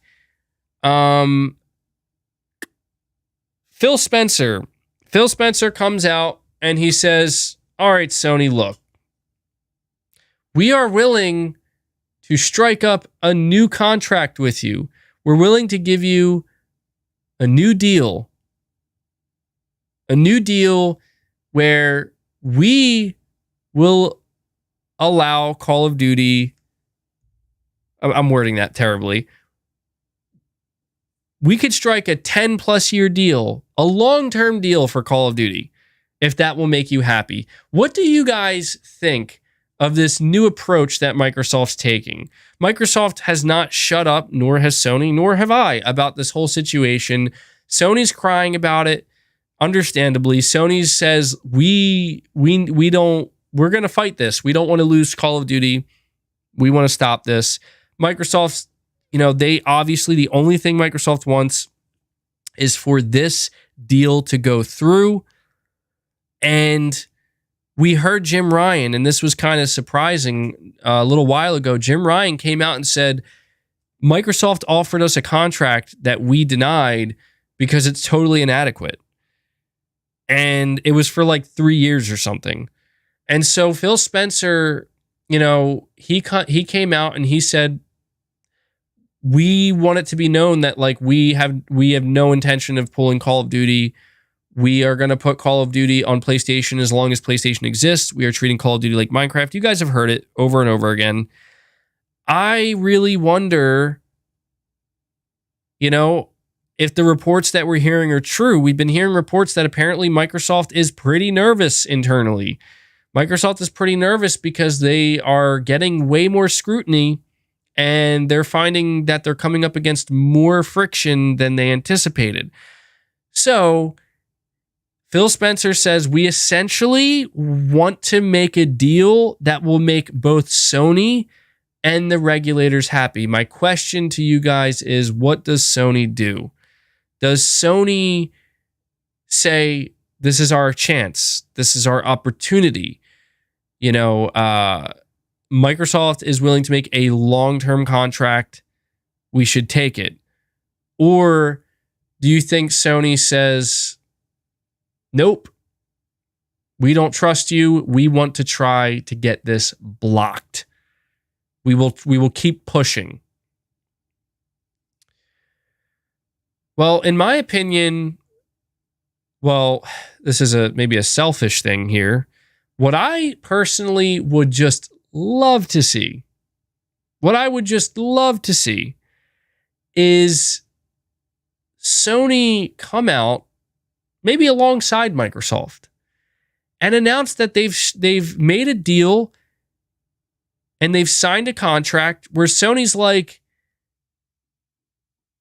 we've signed a deal where Microsoft will continue to release Call of Duty on PlayStation in full natively for the next 15 years. And they've agreed to renegotiate the contract, whatever. I would love that. I would just love if Microsoft could solve this problem and get Sony to stop focusing on it. Because I think this might be the best thing for Sony to do, because I still get the feeling that no matter what Sony does, this is not going to be blocked. Like, I just don't think it's going to be blocked. MVG, it would be hilarious if Jim Ryan sends Phil Spencer the new Kratos meme gif of him saying no from the scene where he said it to Odin in response to the contract. Yes, dude, that's great. That would be great. Phil Spencer opens an email. No. I don't know. I get this feeling that I get the feeling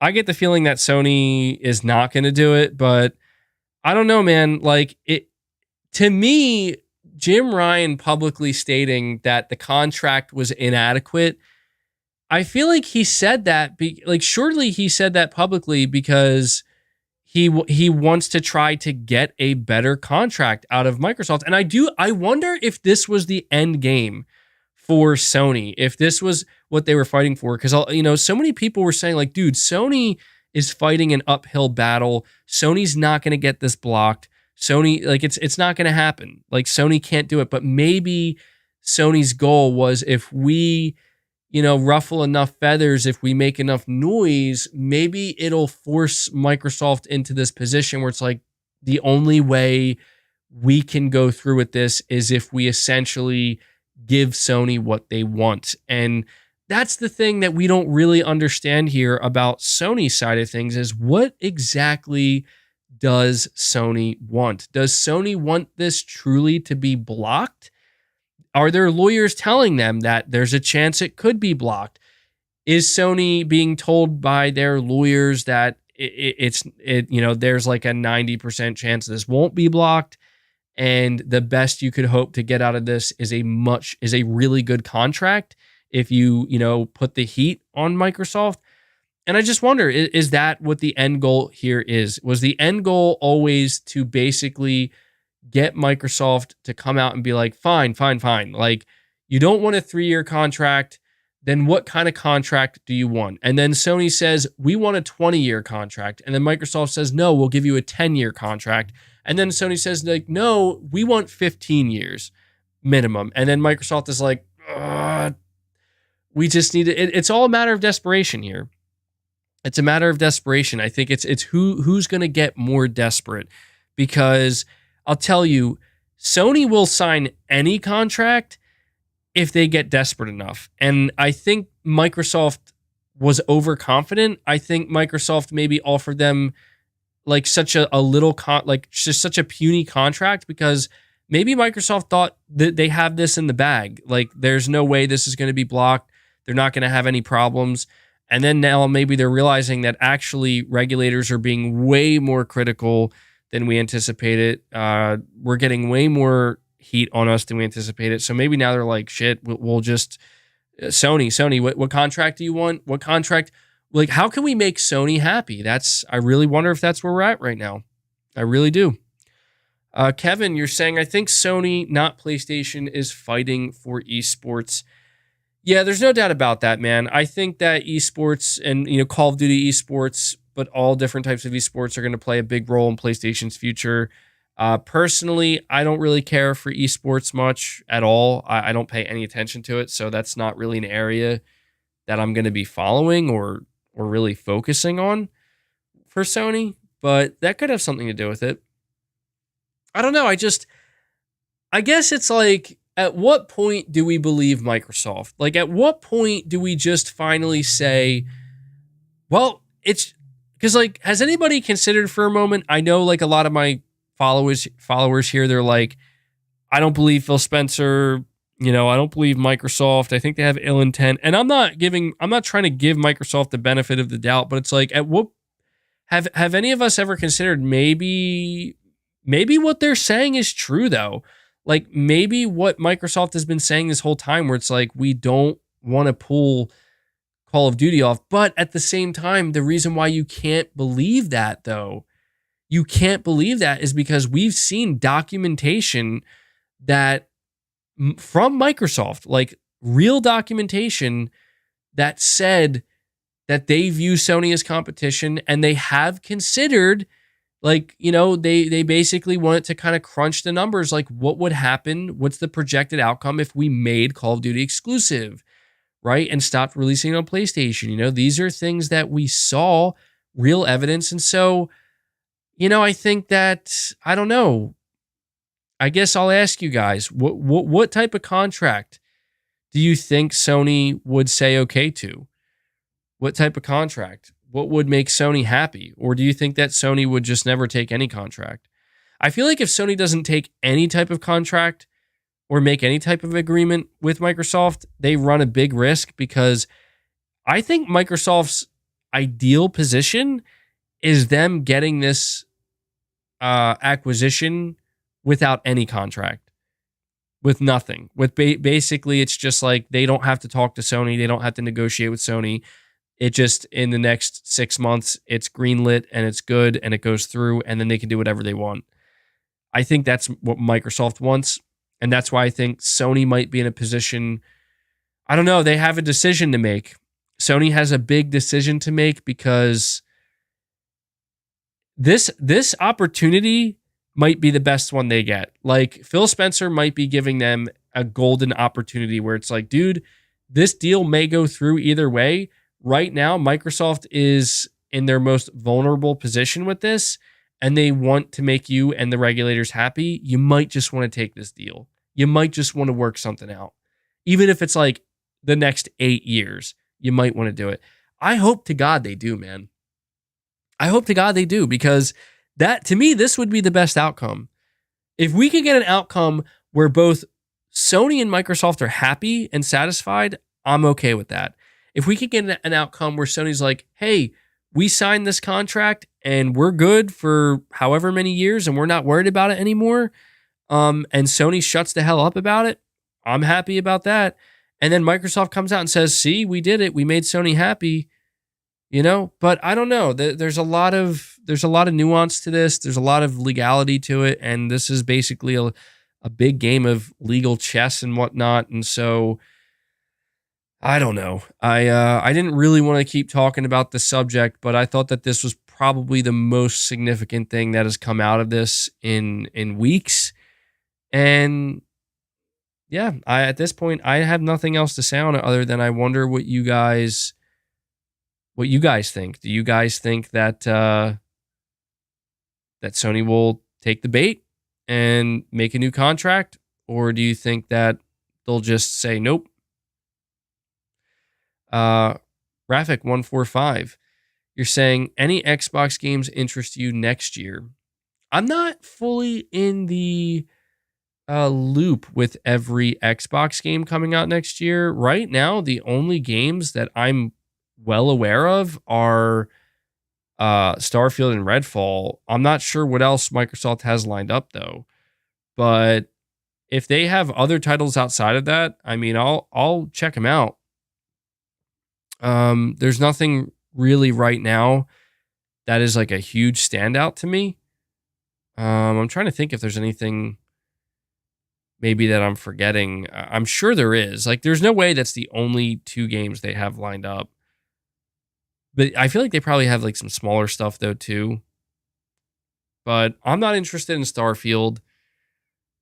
Redfall, I think, looks like it could have some, some potential, but not too interested in that. Yeah, I don't know, man. Right now, there's not much. Is Hellblade 2 coming next year, though? I don't think it is. I don't think Hellblade 2 is coming next year. We haven't seen enough of it.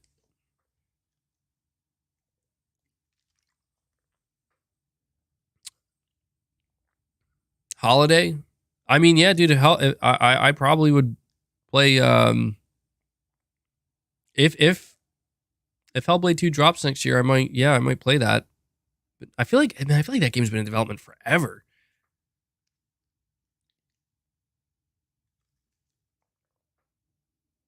I feel like I played Hellblade so long ago. Avowed, yeah, I don't know that I'm interested in Avowed. I don't know about that. I'll have to see it, but I'm not really holding my breath for it. But let me see what other topics I may have.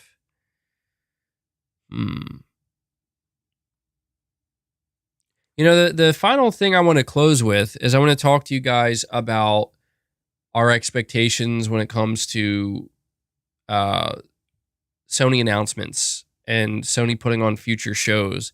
I want to start because the main theme of this, I feel like the main theme of this podcast was or is the Game Awards. Now, we know that Sony's going to have a big presence at the Game Awards when it comes to nominations and likely winning awards. But let me ask you, do you think Sony wants to also have a big night at the Game Awards when it comes to announcements? Like, do you think PlayStation Studios or their partners are going to have any new games to reveal? For me, I think we might get something quite significant at the Game Awards. At least one big announcement. You're saying, Matthew, you're saying you think they'll slip something in, but nothing major? I hope not, man. I hope not. I'll tell you right now, if Sony doesn't do anything significant at the Game Awards, then that absolutely tells me that they're not moving until this Microsoft thing is done. Because the idea that they haven't really announced anything in quite some time, they didn't have a showcase, they didn't even have a state of play in a while. Like, they didn't have a state of play for God of War.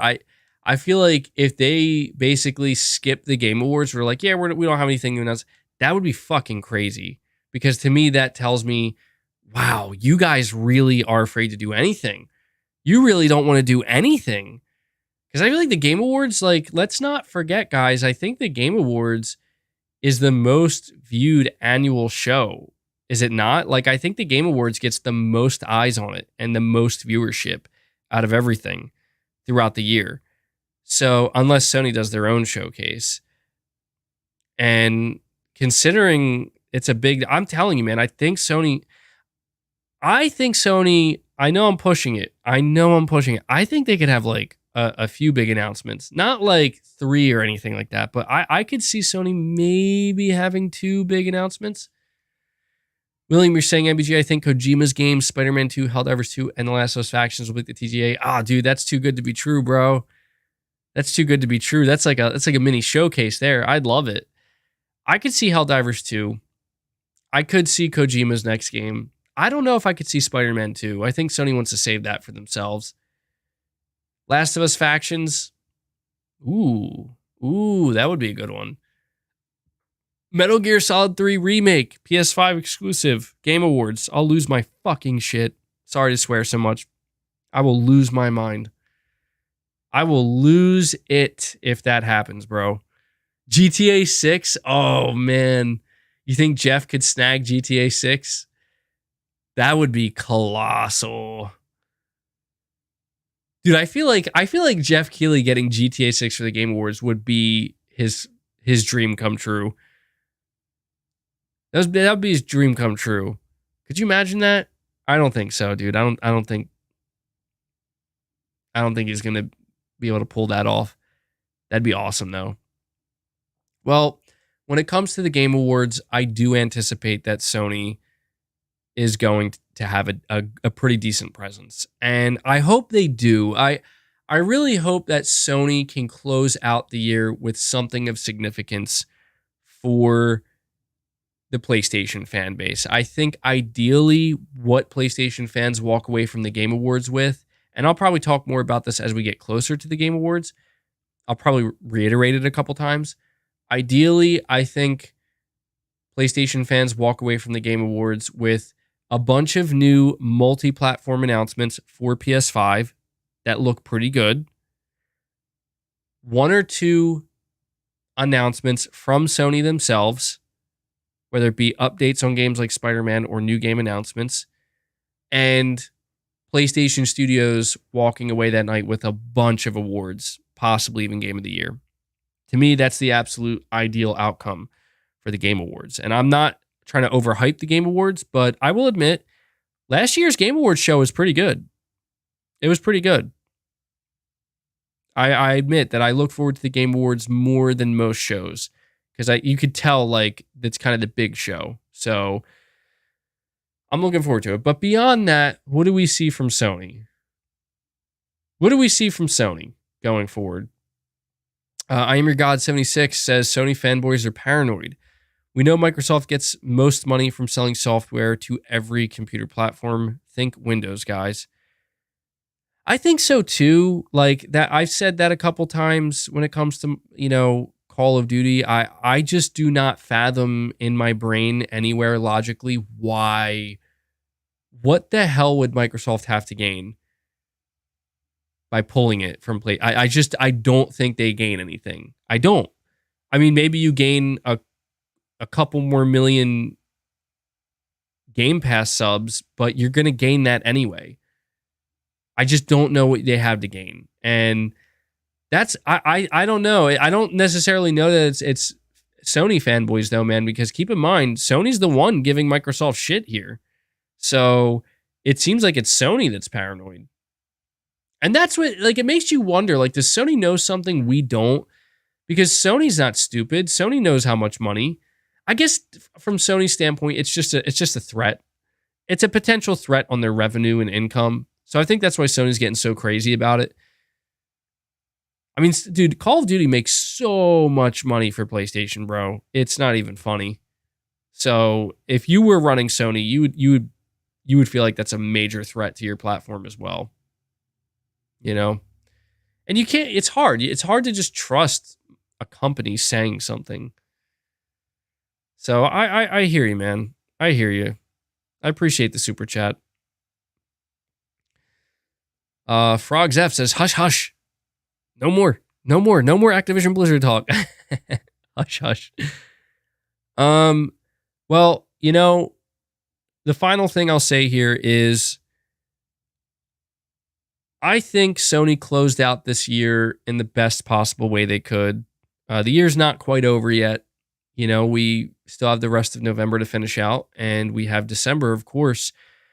But I think Sony closed out the year as strongly as they could with a game like God of War Ragnarok, and I think they could close it out even stronger depending on what happens at the Game Awards. But I gotta admit, guys, I know people will say, like, dude, can't you just be happy that Sony just released one of their biggest games? Why do you still have to focus on them doing more or announcing more? It's like, look, I can enjoy a video game and give credit where it's due while still hoping to see Sony do more. And I think it's fair. Come on.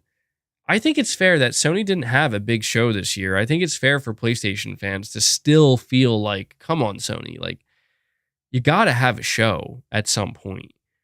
And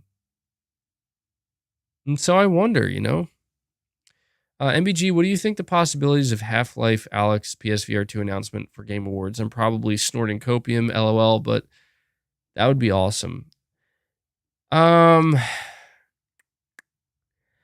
I think there's a somewhat decent chance. My whole thing with PSVR 2 right now is considering pre-orders already went live. I don't think Sony's holding anything back for VR2. That doesn't make much sense to me because it's like if Sony wanted to have as much demand as possible for PSVR 2, by the time it's up for pre-order, they likely would have revealed everything. But they still could, man. I mean, there's no denying that it would be a good place. It would be a good place for Sony to announce something somewhat significant for VR2 if they were holding anything back. So it's a possibility. I don't want to say that there's no chance, but I'm not feeling like it's super likely. Yeah, I don't know, man. I hate when things slow down too much because I don't know, man. I'm going to be honest. I feel a little bit no, I don't want to say I feel burned by Sony, but I definitely am not happy that Sony decided not to have a showcase this year, dude. I got to be totally honest. I'm not happy that Sony basically was just like, yeah, we're not going to do a showcase because I don't like the precedent that it sets. I don't like that now we can go into a year with PlayStation and I can't say like, well, hey, new year, new PlayStation showcase at some point. Like I feel like now it's so unpredictable. It's like I don't even know if I don't even think I can say that anymore. I can't say, "Oh, it's a new year, so we'll get a PlayStation showcase." No, it's like, dude, you might just get some state of plays, bro. That's it. And it's like what that doesn't feel very good. And that's, I think, just what annoys me. The last time we didn't get, I think, a showcase from Sony, I don't know. I mean, the argument can be made like, what's worse? What's worse? Getting nothing or getting a disappointing show? What's worse? I don't know, man. This may sound cynical, but I almost feel like I'd rather have a somewhat disappointing show. Deep down, you feel the desire for VR and BG. Only VR reaches the emotional heights you're looking for. You might be right, dude. You might be right. Eventually.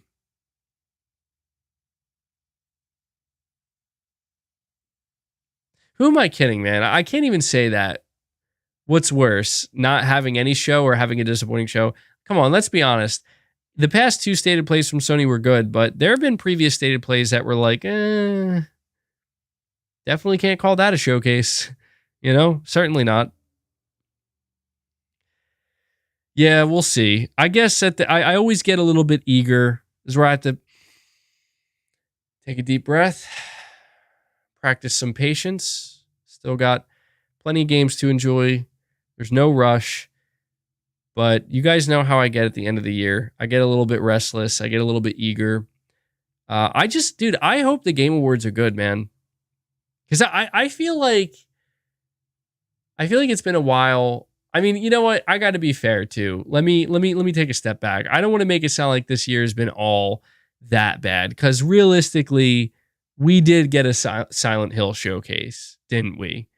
We did get a Silent Hill showcase, and that was something that I don't think we would have ever seen coming. So I got to say, maybe it hasn't been all that bad.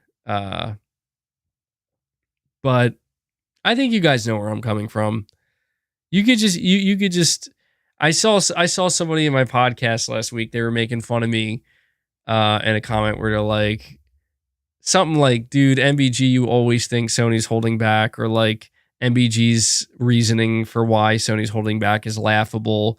And somebody was like, yeah, dude, according to MBG, Sony's been holding back since 2020. And it's like, I'm not saying that they've been completely holding back. Obviously not. But I don't know. Is it just, you're saying Sony's doing fine? They are doing fine. They are doing fine. I think they're doing good, actually. I think they're doing better than fine. There's just a part of me. Did you guys know? All right. So how many of you are familiar with like human psychology?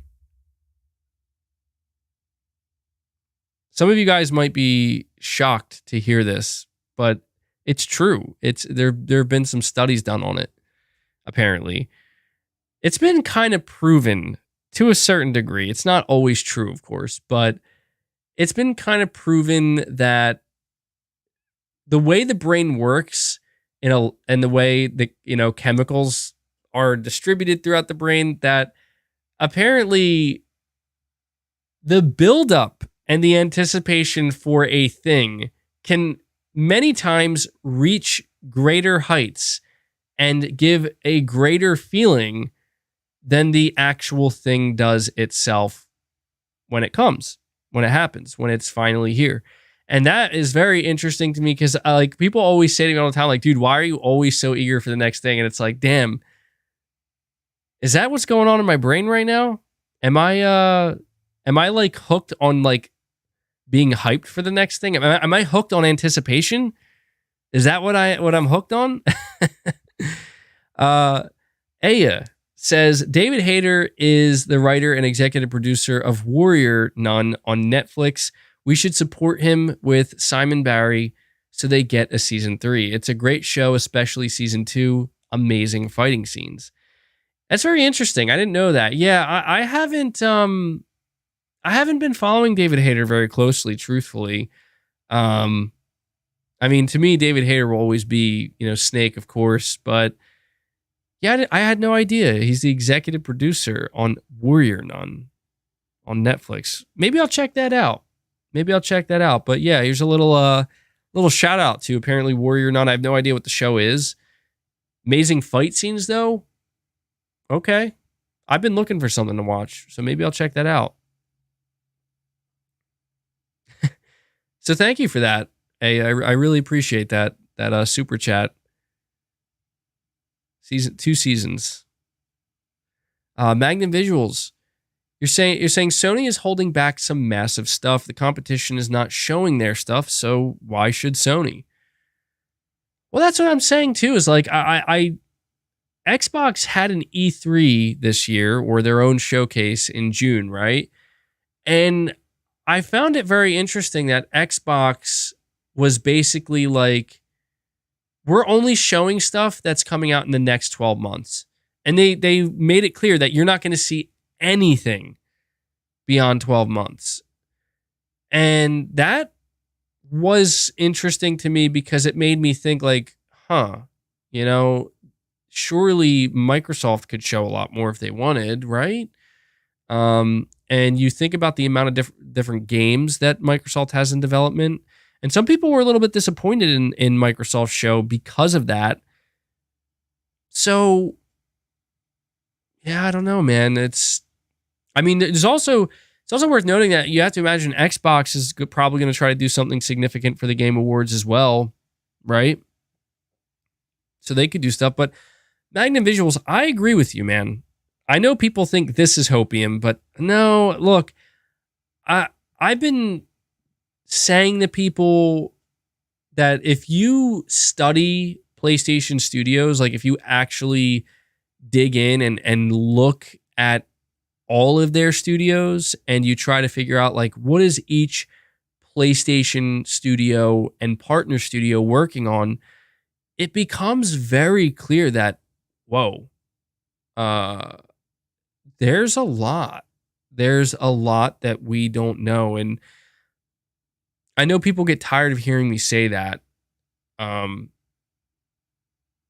but it's true. It's true. And I think something that's going to be really important for Sony with their next show, whenever they have one, is now more than ever, I think they're going to have to show a new IP.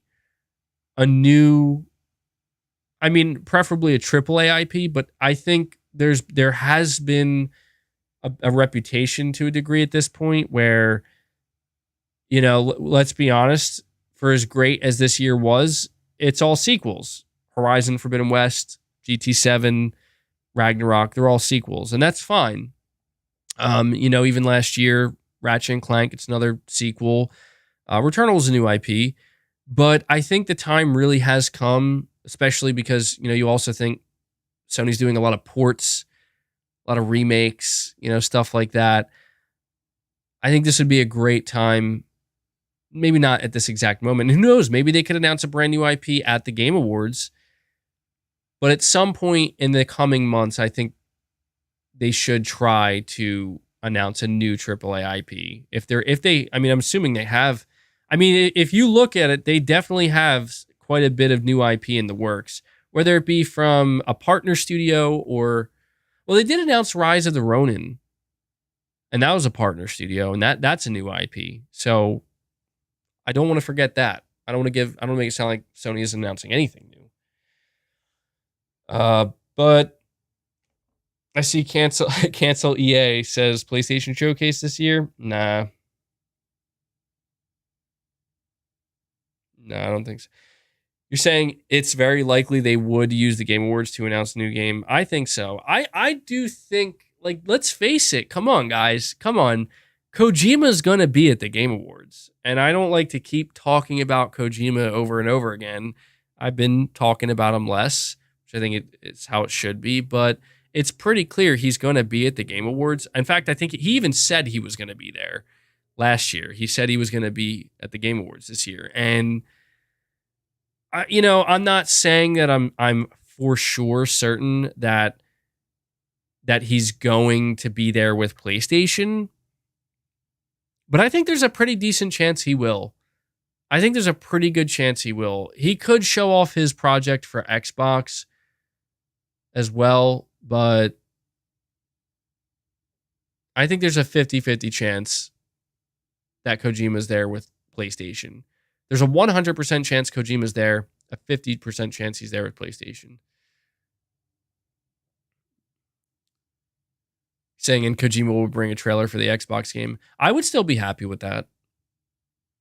I'm excited to see whatever, dude. I don't care who he's there with, what he's showing off. I just want to see it.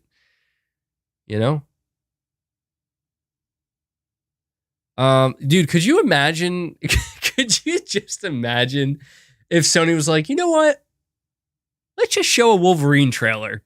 It would be funny because it's like, well, shouldn't Spider-Man 2 come first? But if you think about it, Spider-Man 2 got I think quite a, I don't know, man. That would be insane, wouldn't it? Wouldn't that just be funny? I think that would be funny.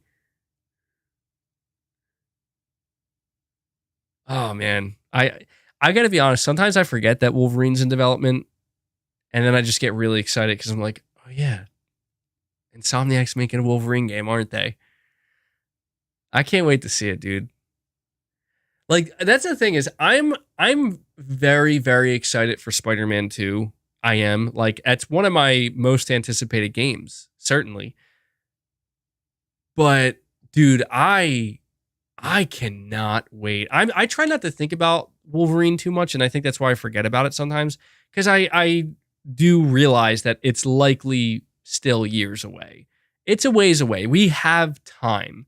We have plenty of time. And I don't want to sit here and be like, I can't wait for that Wolverine game when it's just nowhere near releasing. But sometimes I do think about it. I'm like, oh shit, dude, that is a thing that exists. A game we could see too that I feel like it's kind of been MIA. Knights of the Old Republic remake.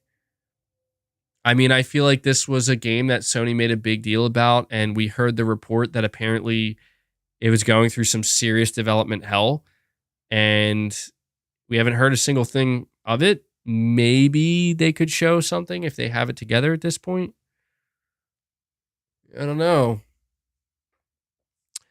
But either way, yeah, I can't wait to see what I can't wait to see Sony kind of reveal some of the stuff that they have up their sleeves. I talk about it almost on a weekly basis, and I apologize. I know I get a little bit, maybe even really redundant with some of the stuff I talk about, but it's just because on the weeks where it's very quiet, I especially start to wonder, like, damn, like when's Sony gonna make that splash? When is this studio gonna talk? Like when's Bluepoint gonna talk again? When's Team Asobi gonna talk again? When's Deviation Games gonna reveal their project? When are we gonna see the second project from Guerrilla Games that's been in development for nearly 5 years? You know what I'm saying? Like, when are we going to see some of this stuff? But guys, I think with that being said, I think the podcast is coming to a close. You're saying MBG talk about Santa Monica's next game. I would, but frankly, there's not much I can say about it. The rumor is, and I think it's been confirmed, that it's going to be a new IP. Space themed. So Bluepoint said last September, expect something in the upcoming months. It's been over a year.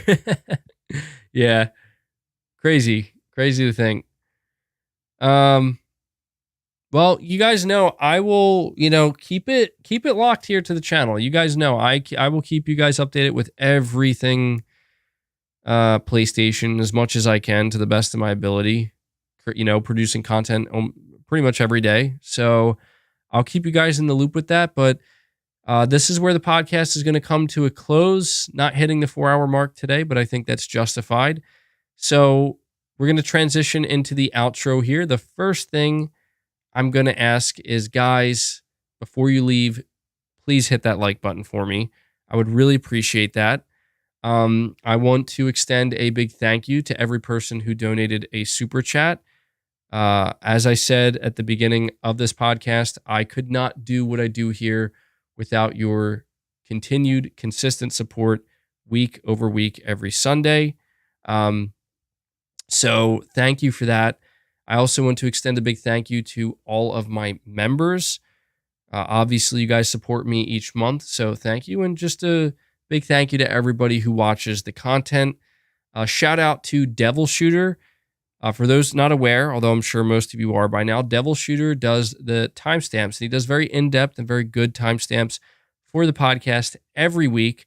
They go up, the timestamps go up usually within the first 24 to 48 hours of the podcast ending. So when they do, I pin them as the top comment. So shout out to you, Devil Shooter, for always doing that. And then I want to give a quick shout out to my Play Has No Limits Plus members, my highest membership tier. So shout out to Chris B, Agile Ice 24, Shark Gomp, PlayStation Pete, Padsy, Pragmaticat, D Luffy, Skin Tight Salmon, Nakamichi, Hidden Leaf 2Taka, Whiskey Gaming, RU46 N2 Ray, and Josh Z. Then we have the Play Has No Limits tier. Shout out to Sir Speaks a Lot, Introvert Gaming Dude, Big Norman 0518, Michael McCon, MBG 9505, DG Ad, Josh McGill, Rune Gasodin, Space Gambler Jr., Lady K, Kevin Kahan, Zanarkan Blitzer, JDTV, Aaron S., Shaky Shako, Tyson Webb 509, and Black Manta 1989. Thank you guys for your support. I really appreciate it. And yeah, that's it. That is Press X Podcast, episode 135 in the bag. Not the most exciting episode, honestly speaking, but we'll see what this upcoming week brings, and we'll see what the remainder of the year brings. And so I will see you guys here again, hopefully next week, next Sunday, same time, same place. I hope you all enjoy the rest of your Sunday, but that does it. Until next time, guys, take care.